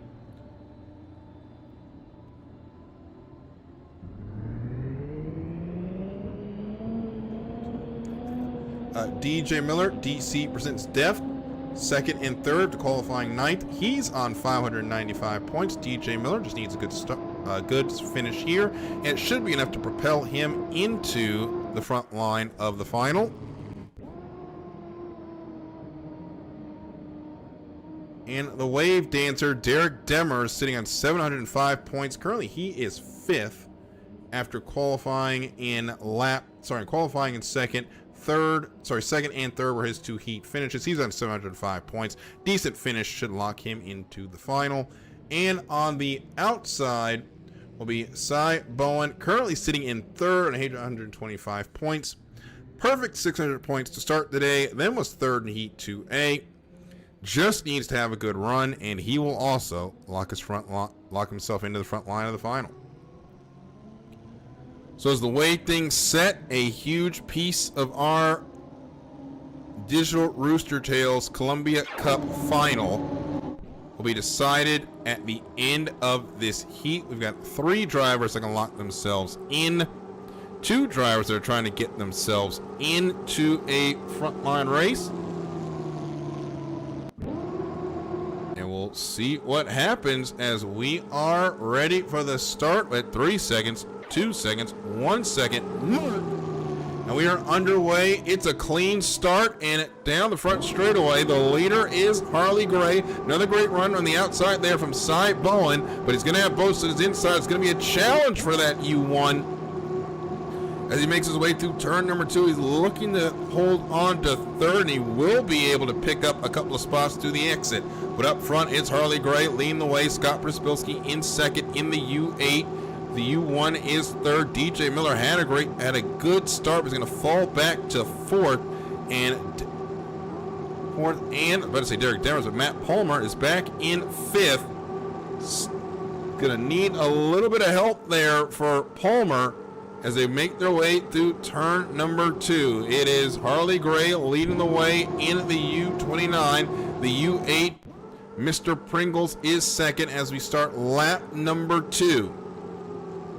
So there is Gray, there is Przybilski. Got a battle for 3rd brewing again between DJ Miller and Cy Bowen. Miller on the inside, Bowen on the outside, heading into turn number 2. It has not been the perfect night for Cy Bowen, but he's still challenging. Going to fall back to 4th. Here's what ride along with him now, trying to chase down that U75. DJ Miller trying to push that U1 out towards the outside buoy row and make him take the longer way around. As meanwhile, in front, Harley Gray is extended to over Roostertail, over Scott Przybilski. As they make their way through turn number 2, one more time around as the white flag's going to be in the air this time. Harley Gray's in 1st. DJ Miller is 2nd. Scott Przybilski is now in 3rd. But he is under threat from Cy Bowen, who's there on the outside. But Przybilski's going to be in the tunnel. And a lot of choppy water on this final lap. Cy Bowen, though he's on the outside, he's going to be in the cleaner in the cleaner water as they make their way down the back straightaway. We'll see how that evens out at the finish. As up front, Harley Gray leads by over a Roostertail. Gonna make his way in, should make his way into one of the winner-take-all heats. Gray currently sitting in position number 12. That should jump him up the order. Will not be enough to put him in the final, but should put him at the top of the Connie field as we come to the start-finish line. It's going to be Harley Gray taking the win in Heat 3A. DJ Miller will be second. Third will be Scott Przybilski. Cy Bowen, only enough for fourth. Matt Palmer will come across in fifth.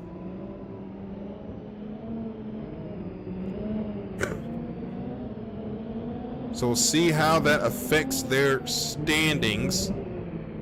The only other drivers that have a max of 1,000 points, though, are already in the top 6.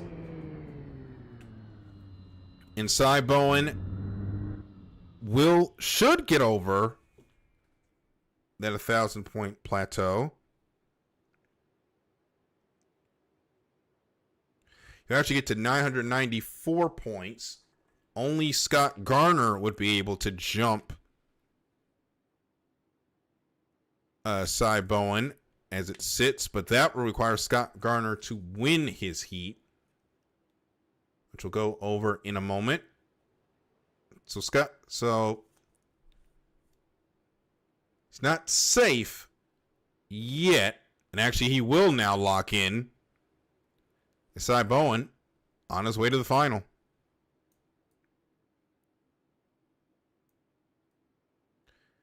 And joining us is Harley Gray, the winner of Heat 3A. Harley, you had the inside line, and with that points total, you've been able to vault yourself from 12th all the way to the front line of the final. We'll see how the rest of these heats turn out, but that was a pretty good one. Finally got the start right, and I beat Cy for once, so that's kind of cool. First time that's happened in a while, so I'll take it. I think a lot of people are going to be able to hang their hats on that tonight. It's been an uncharacteristic night for Bowen with the runs on the outside, but looking at your way potentially in the final, what are some of the lessons you can take from tonight that can hopefully give you the win? I mean, I come into tonight just kind of trying to make it through without making myself look stupid. And I jumped to start the first heat, decided to just back out, and I'm just taking it easy, just trying to have some fun, not getting too crazy with it. So that seems to be working out. I'm enjoying it, having a good time, and we'll see. Hopefully I make the final. If not, I'll do my best in the Connie. All right, Harley, congratulations, and good luck the rest of the night. Thanks, Daryl. Heat 3B coming up next.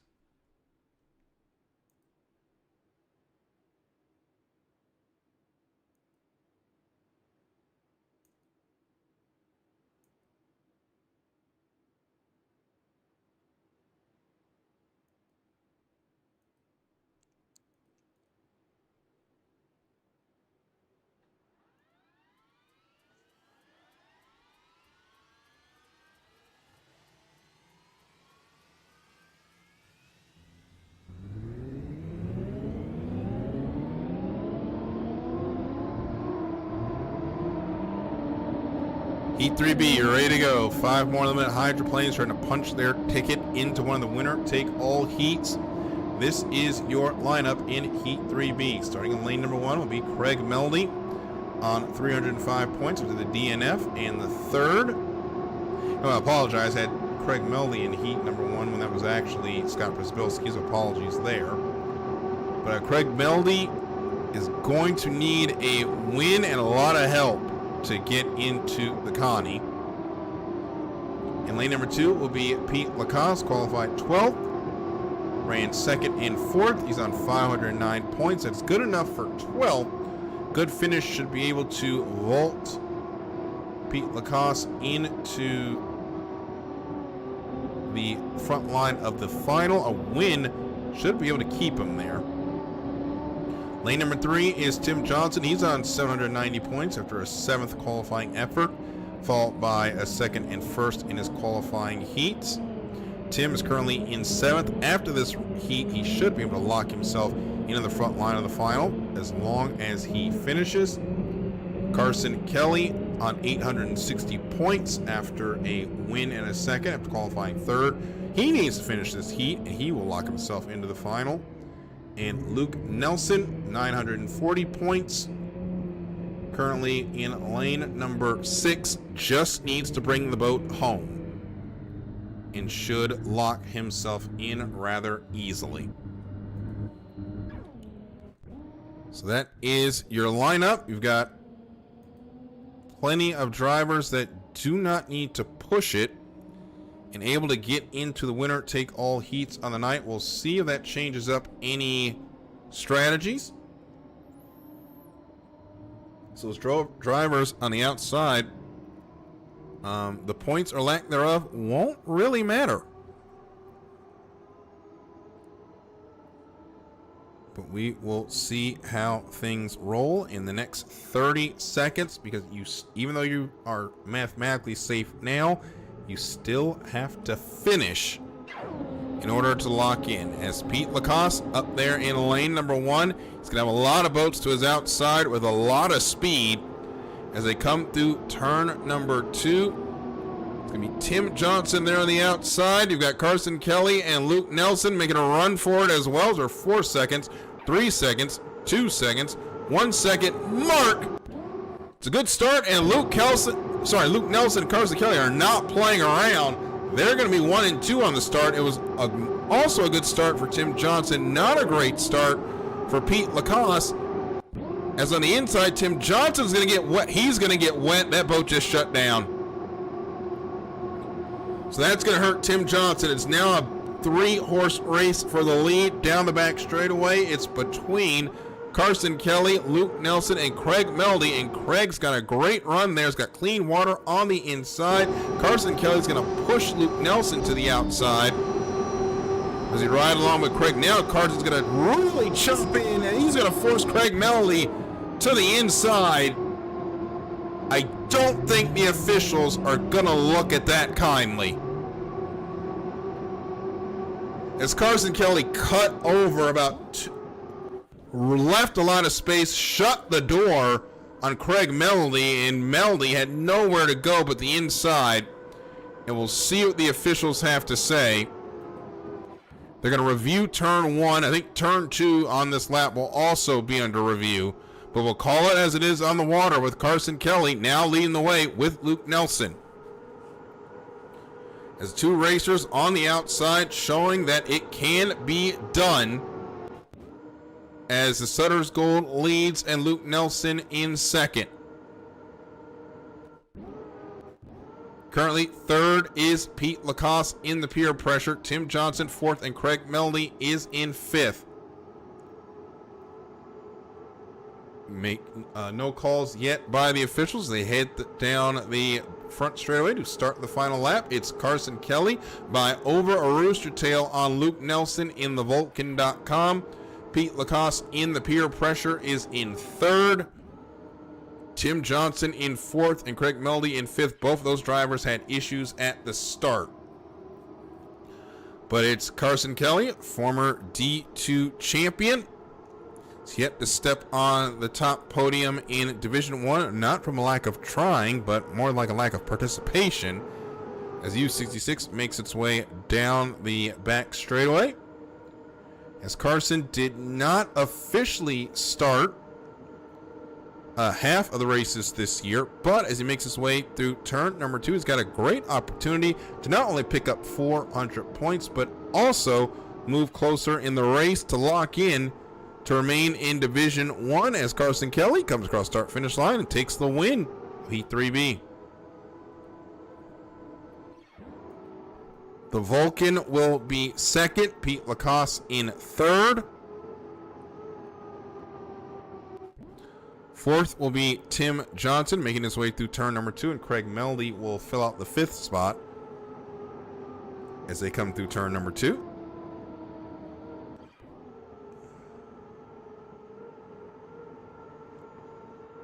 And that'll be Tim Johnson crossing the line. And here comes Craig Meldy. He will be fifth.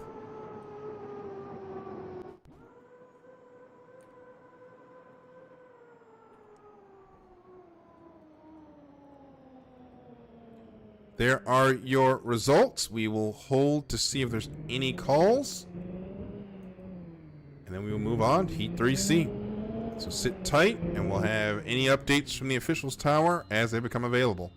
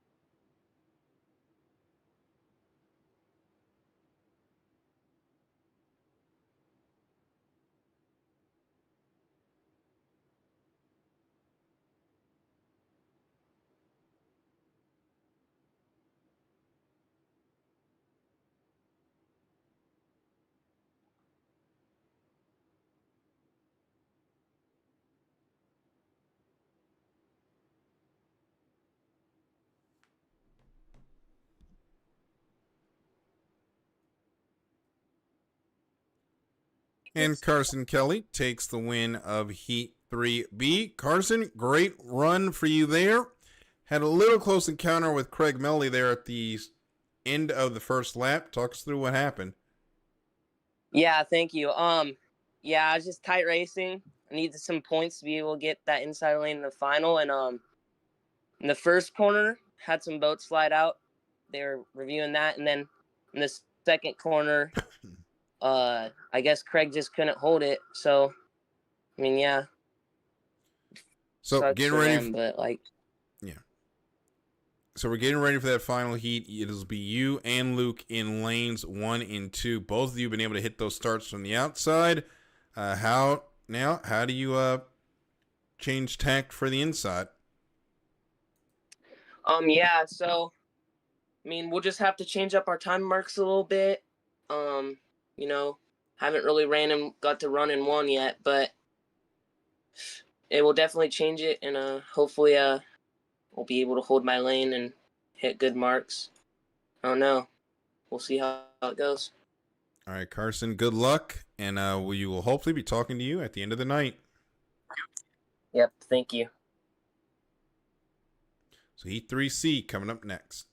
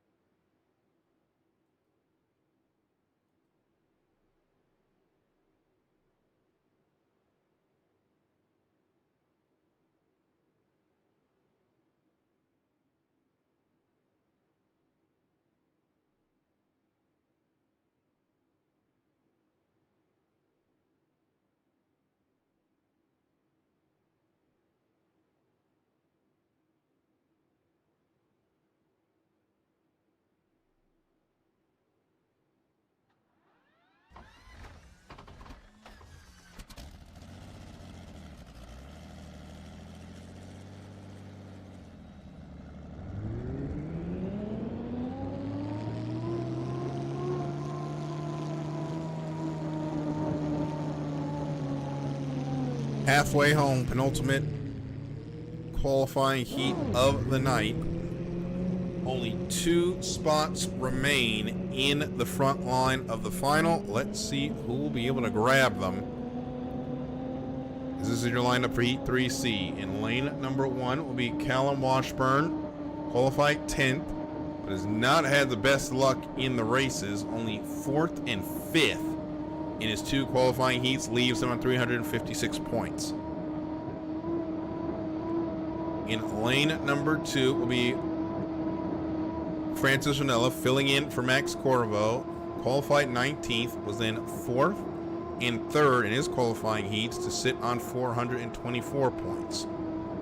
Lane number 3 will be Scott Witherall, qualified 5th, has then ran 3rd and 5th. He's on 472 points.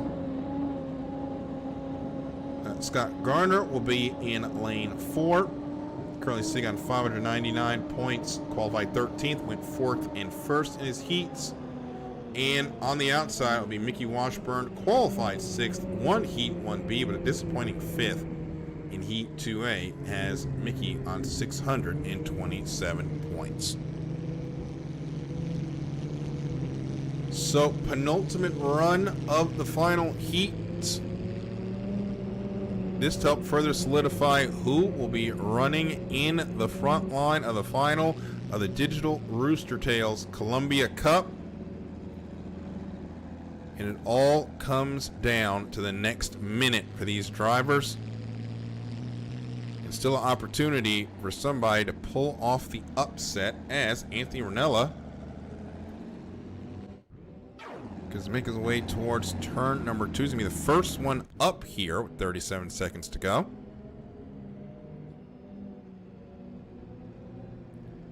Looking to his outside. There's Callan. Actually, no, Callan's going to go to his inside. Excuse me.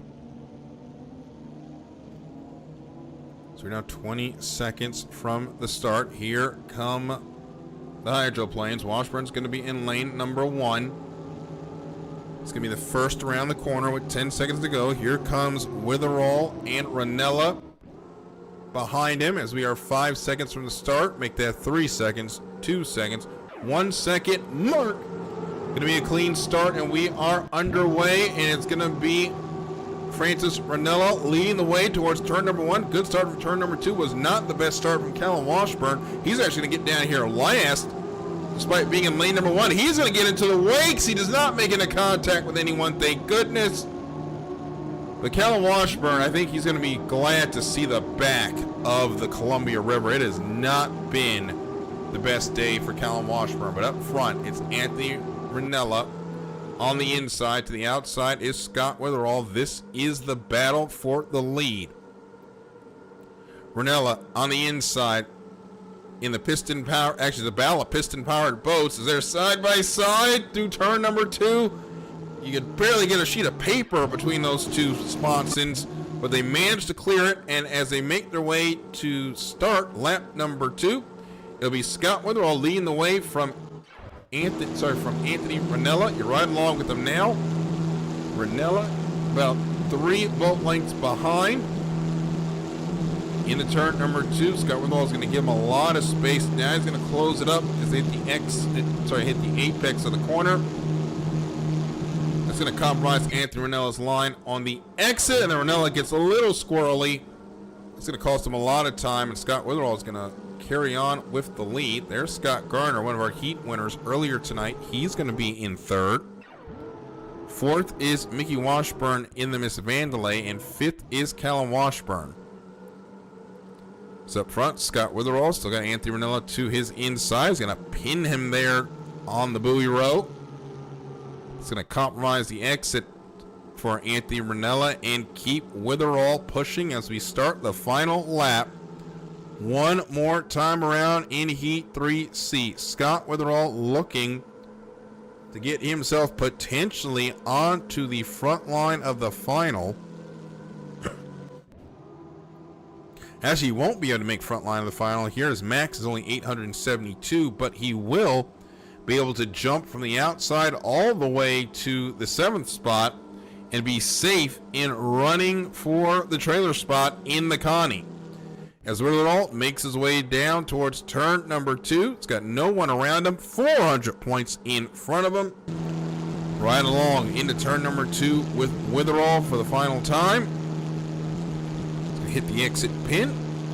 Hits the apex buoy, hits the exit pin, and makes his way out towards start finish line and take the win in Heat 3C. And Scott Witherall locks himself into the Connie.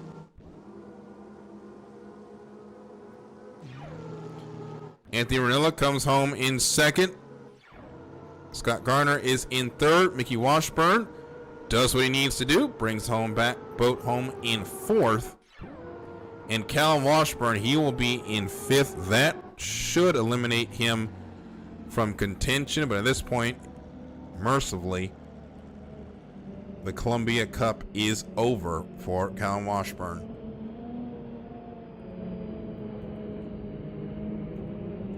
There are your results. Scott Witherall takes home the win, and we'll hear from him in a moment.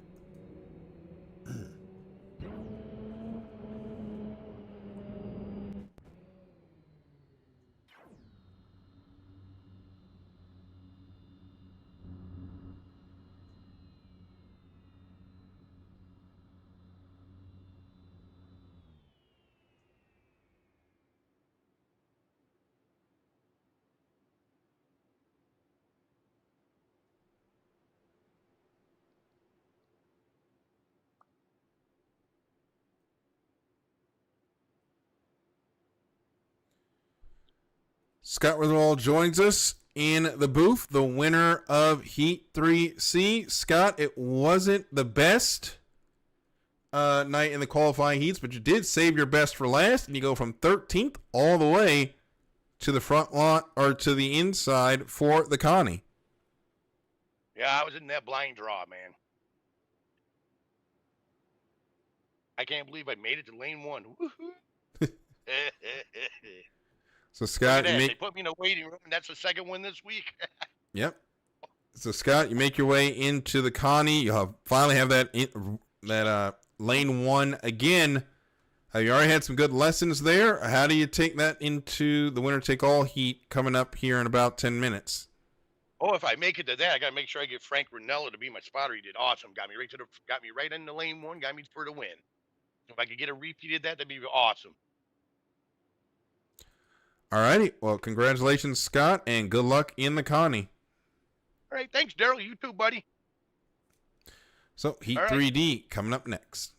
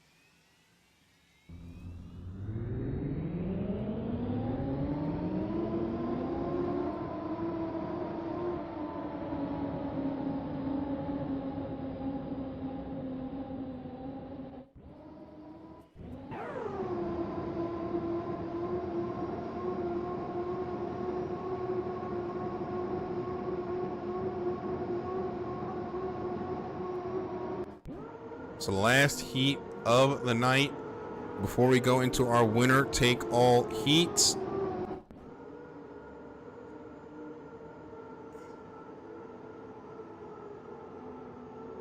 And this is your final lineup for the night.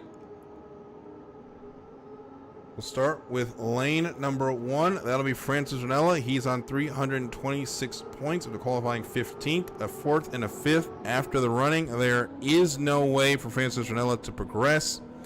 He is done after this race, so he's running for pride the rest of the way.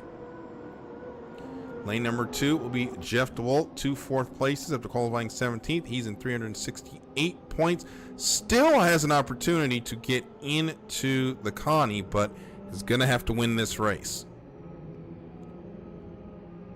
In lane number 3 will be Neil Dismang on 382 points after a 3rd and a 5th after qualifying 15th. Dismang also in a win and in situation. Tyler Sams on 469 points. He's in lane number 5, currently sitting 16th.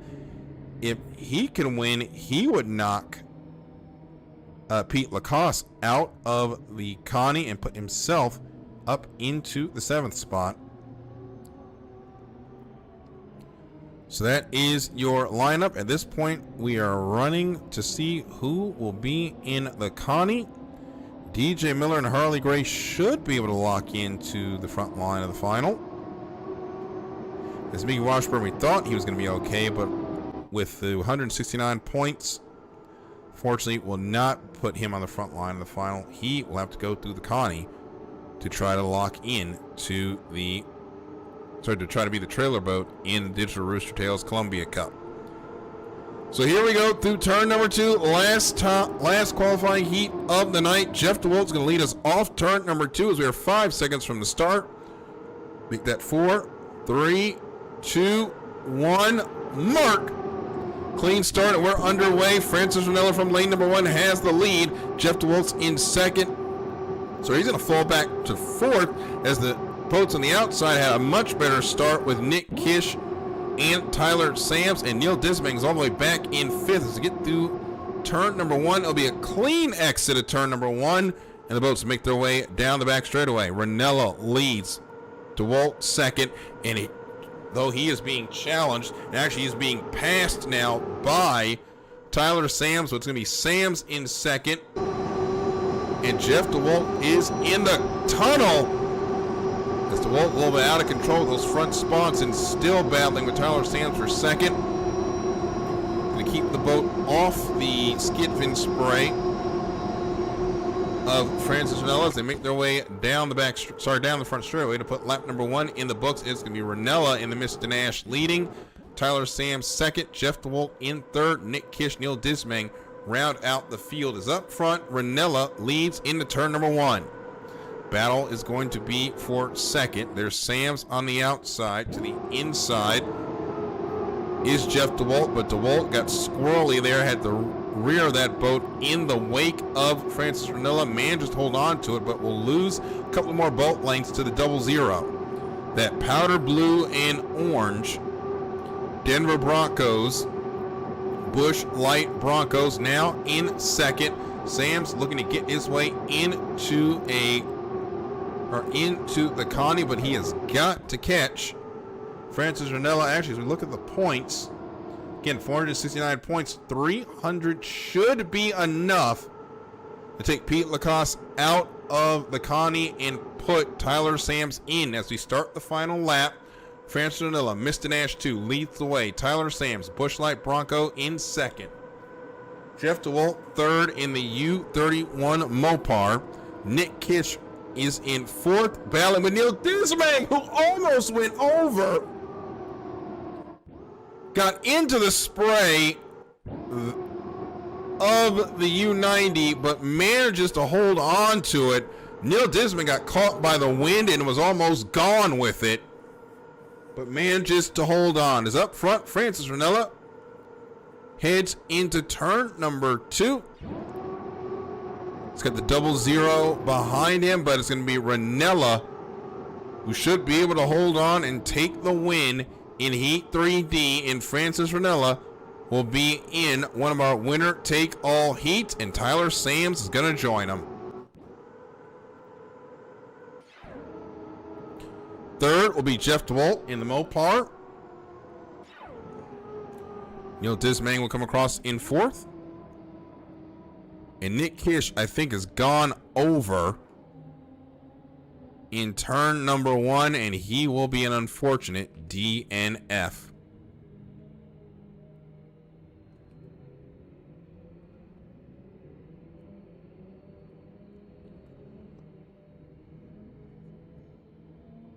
There are your results on the screen. Francis Ranella is the winner. And we will get ready to set up the final 12 that run for the Connie and the Columbia Cup win.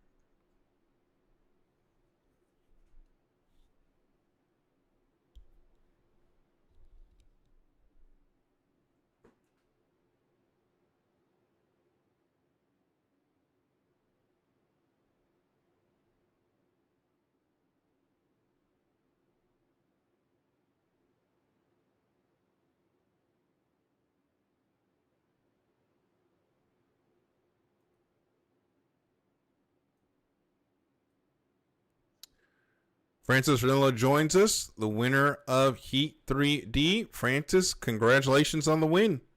Thank you. I'm very happy about that. My first D1 win, a nice eat. I want to thank my son Anthony for a good spotting run, and my friend Pete Lacasse, where I was training with him in the last few days. So yeah, I'm pretty happy about that. Yep, it was a good win. Unfortunately, not enough to get into the Connie, but still a great night for you and the Mr. Nash. Yeah, it was. It's hard to get consistent here in D1. There's a lot of good competitors, and the competition's real tough. But trying to do my best, improving night after night, and the goal is to stay in D1 after the year. So I'm pretty happy about that one. Well, I can pass on some good news about that. You are solidly in to stay into Division 1 as things run right now, sitting in the 13th spot in points. Save the best for last. Francis Ranella, congratulations, and we'll see you in Seattle. Yeah, for sure. I'm going to go to make a push for the All-Star race now. All right. So thank you, Francis, the winner of Heat 3D. So this is the final setup for your winner take all heats. Carson Kelly, Luke Nelson, Cy Bowen, Tim Johnson, DJ Miller, Harley Gray. That will be your front line of the Digital Roostertails Columbia Cup final. Scott Witherall, Derek Demers, Scott Garner, Mickey Washburn, Scott Prisibilski, Tyler Sams. That will be the 12. Sorry, those will be the 6 that will run to be the trailer in the Digital Roostertails Columbia Cup final. We'll see that Connie next. And after that, the race for the win is on.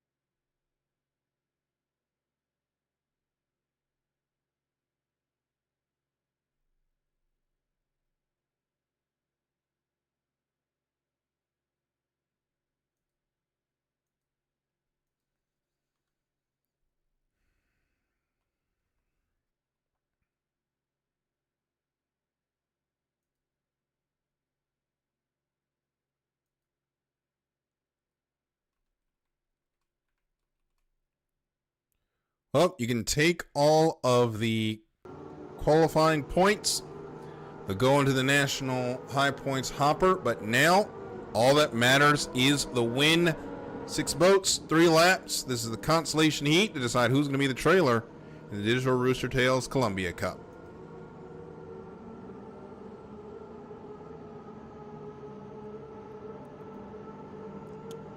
So here is your lineup. These are the boats that will be in lanes 1 through 6. Scott Witherall is in 1.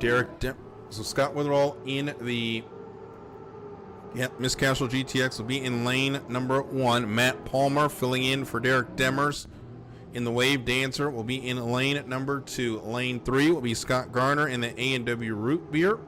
Lane 4, Miss Vandelay, Mickey Washburn. And lane 5 will be Scott Przypilski in the Jif presents Mr. Pringles, and Tyler Sams will be in lane number 6 in the Bush Apple Broncos.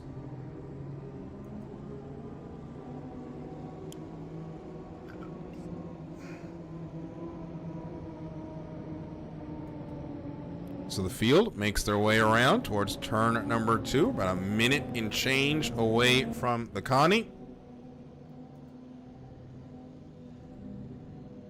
This will be a good time to let you know that the next time we'll be in action will be the Seattle Seafair Cup, Saturday, February 7th, 2026. That race will get started at 7 o'clock with qualifying wrapping up at around 6:30. Look forward to seeing you there. But first, we got to finish up this night here in Tri-Cities. So Scott Garner will lead the field around. Mickey Washburn there on the outside. Got that boat spooled up. He will be out there in about lane number 4 as we're going to exit a little bit early. We're at 11 seconds coming around turn number 2. He's going to have to pull his foot. Scott Garner's going to lead the way as we're 5 seconds from the start. Make that 3 seconds, 2 seconds, 1 second mark. And Scott Garner just got across there, I believe, on time, but he is going to lose all of that advantage as Scott Witherall leads into turn 1. He's got Matt Palmer to his outside. Scott Przypilski is in 3rd. Not a good start for Mickey Washburn either. He is in 4th. I did not see where Tyler Sams went on that start. As they make their way down the back straightaway, Tyler Sams is all the way back in 5th. It's up front. Scott Witherall has the advantage, has about 5 boat lengths over Matt Palmer, who's shown a great account for himself in Division 2, makes his way through turn number 2, and is chasing down an opportunity to start in the final. As we start lap number 2, it'll be the Miss Castro GTX leading the way. Wave Dancer in 2nd. Jif presents Mr. Pringles in 3rd. The Miss Vandelay is in 4th. Bushlight Broncos in 5th. And Scott Garner is way behind. Not sure what happened to that boat, but he's back in 6th. As already through turn number 1, it's the battle of the green boats. The green boat with the black trim is Scott Witherall. The green boat with the white stripe along the cowling, that is Matt Palmer. Palmer is closed it up to about 3 boat lengths between himself and Witherall, as Witherall is going to decide to hold the buoy row and gain himself another boat length on the U-144 as they exit turn number 2. White flag is going to be in the air. 1 more lap to go for Witherall. In the Miss Castro GTX, the Wave Dancer of Matt Palmer is in 2nd. As we start the final lap, Witherall heading into turn number 1. Got Demers to his outside as they make their way through the corner. It's really going to be a 2-horse race at this point, as Scott Przypilski and the others not close enough to have any influence on the outcome of this Connie, as Witherall looking to get to another final In another another trailer position for the U-77 makes his way through turn number 1. Here comes Derek Dermers on the outside. Matt Palmer on the outside. He's not going to have enough. And it's going to be Scott Witherall who's going to take the win in the consolation heat, and he is on his way to the final. Matt Palmer will be second. Scott Przybilski is third. Tyler Sams fourth. Mickey Washburn will be fifth, and Scott Garner will come across in sixth.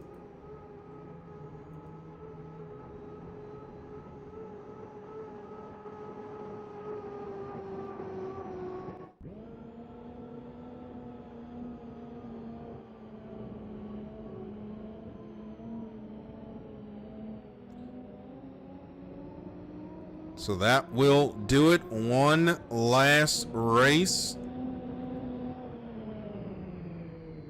is up next.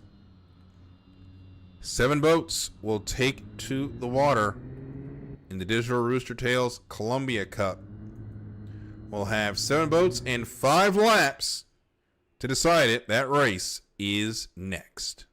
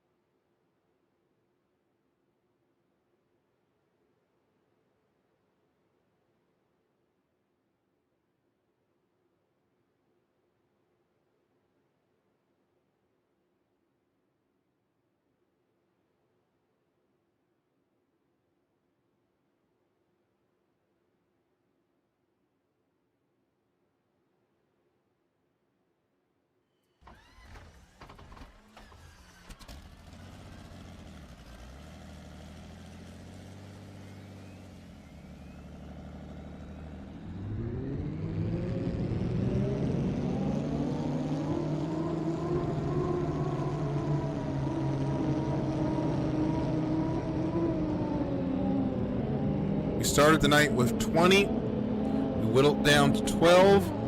And now 7 will go out for 5 laps to decide the Digital Roostertails Columbia Cup final. Here are your lane assignments. Be 4.5 mile an hour wind for this final. Carson Kelly will be in lane 1. Carson in the Sutter's Gold, qualified 3rd, won 2 of his 3 qualifying heats. He's here on 1,260 points. Luke Nelson on 1,240 points in the Vulcan.com, qualified 4th, went first, second in his qualifying heats. Cy Bowen went 3rd. The U1 went 1st, 3rd, and then 4th. After qualifying 1st, he's on 994 points. Tim Johnson in the U50 Miss Tri-Cities on 959 points, being lane number 4. Tim qualified. See him on the screen now. Tim qualified 7th, won Heat 2D. Went 1st and 4th in his other qualifying heats to finish with 959 points. Harley Gray will be in lane number 6. Sorry, not lane 6. Where is Harley? Yes, Harley will be in lane number 6. I'm sorry. Qualified 11th. Won Heat 3A. Went 2nd and 5th in his other qualifying heats to get here on 877 points. And your trailer will be Scott Witherall. You just saw him win the Connie. He's on 872 points to start 5 seconds behind the field.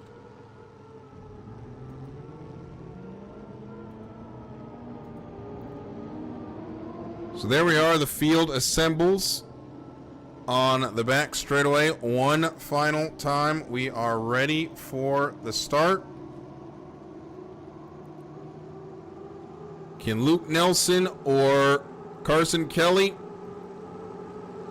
end the winning streak of Cy Bowen? Can Tim Johnson pull the upset? Or will someone else take the win for Chris Denslow? Let's turn it loose in the Digital Roostertails Columbia Cup.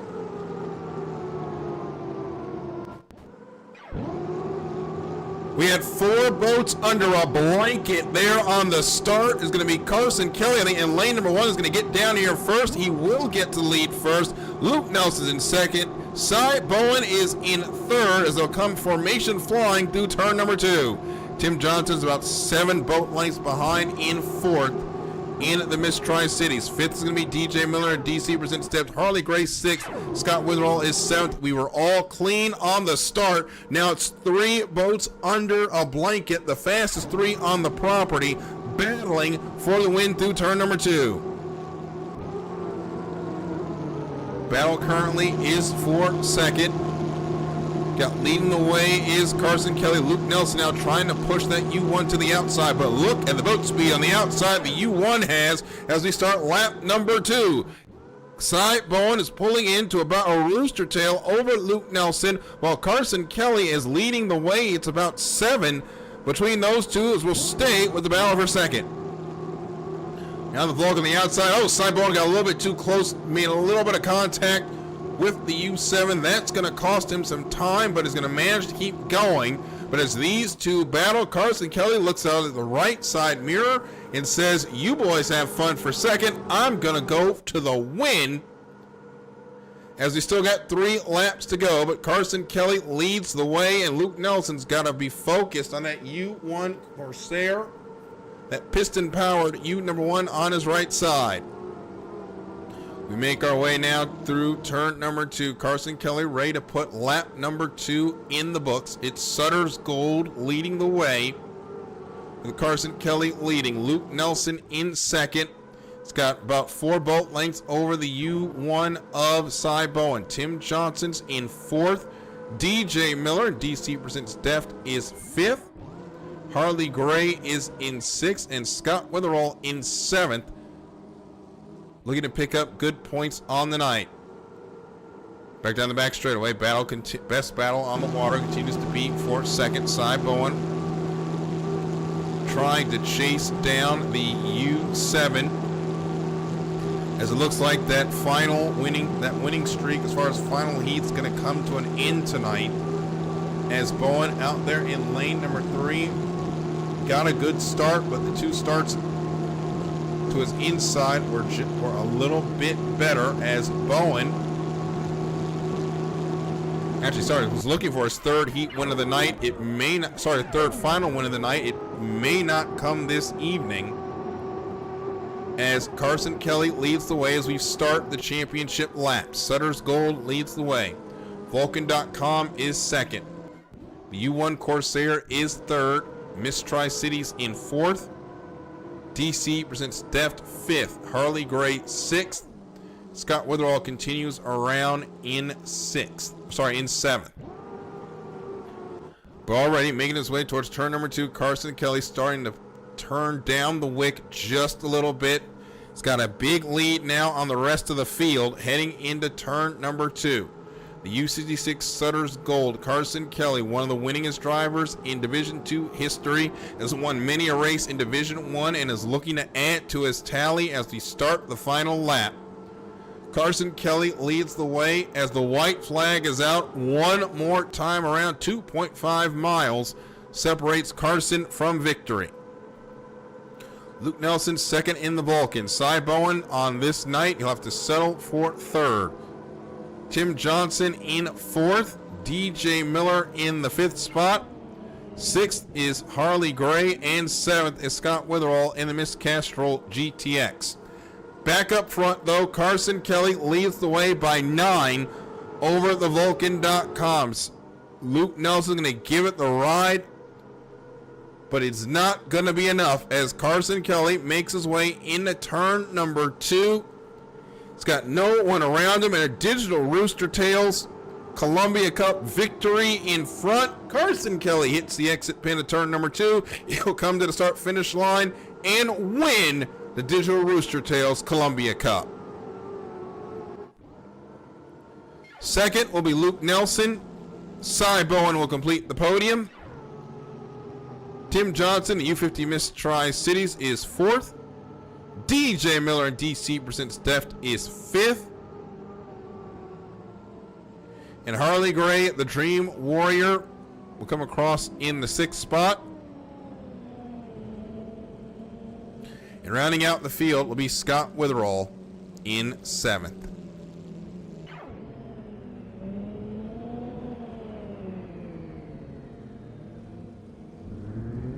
There are your results.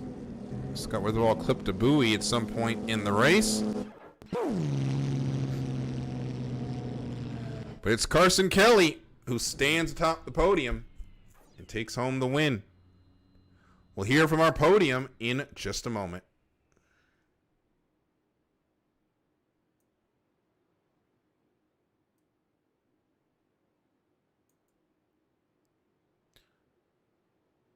And we'll now start our podium interviews. And while the perfect night was not on the cards for Cy Bowen, it was another great points night, a 3rd place finish in the Columbia Cup, and puts one hand on a 2nd straight Division I title. He's with us now. Cy Bowen, it was a night of consistency, and you made a big gain in the points lead. Congratulations on the 3rd.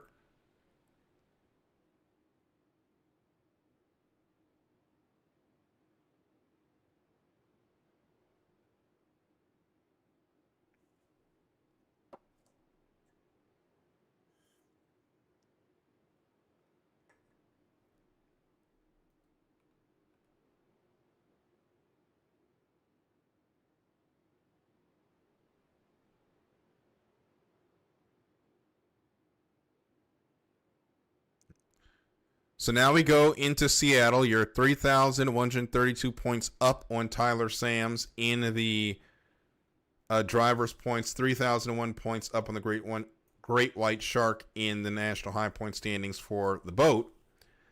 The important part is you now going into Seattle. You have an opportunity to lock up the championship for a 2nd straight year. How do you look at the dominant 3-year run it's been in the U1?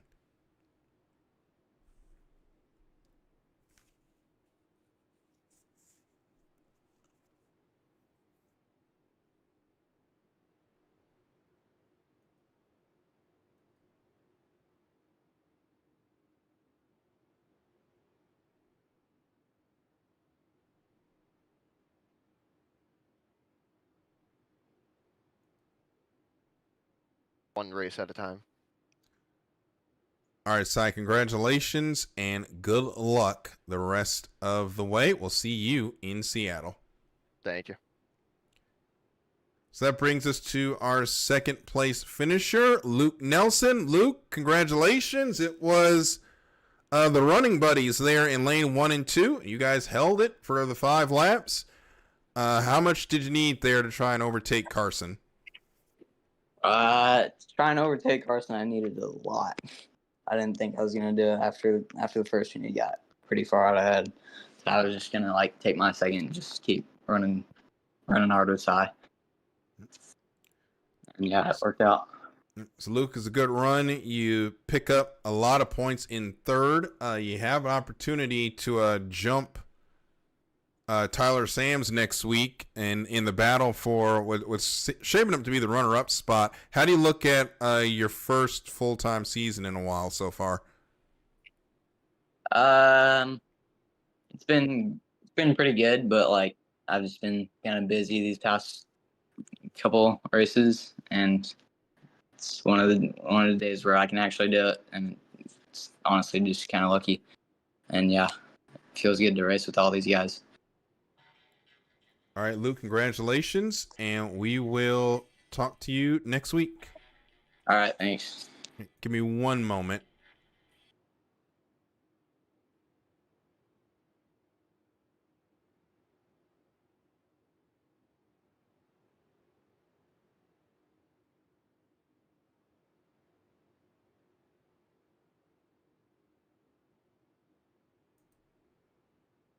I'm going to wrap this up there. I'll do that.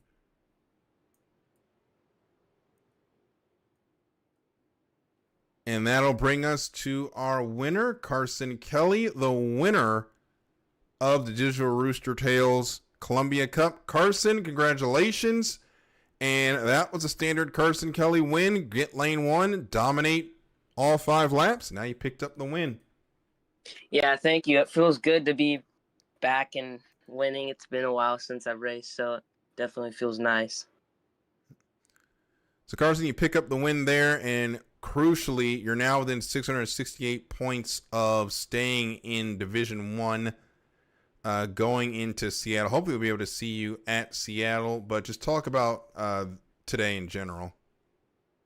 Yeah, hopefully I can make it to Seattle with my wrestling. But, yeah, today, qualifying didn't really go the way I wanted it, but the heats definitely did.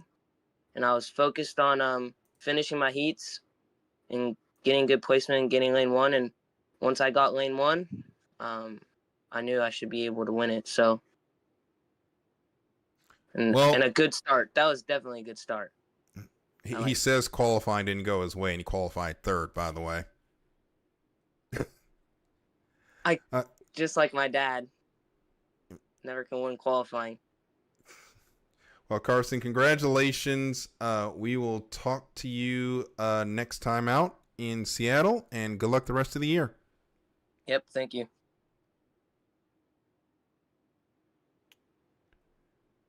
So that will wrap us up for tonight here in the Digital Roostertails Columbia Cup.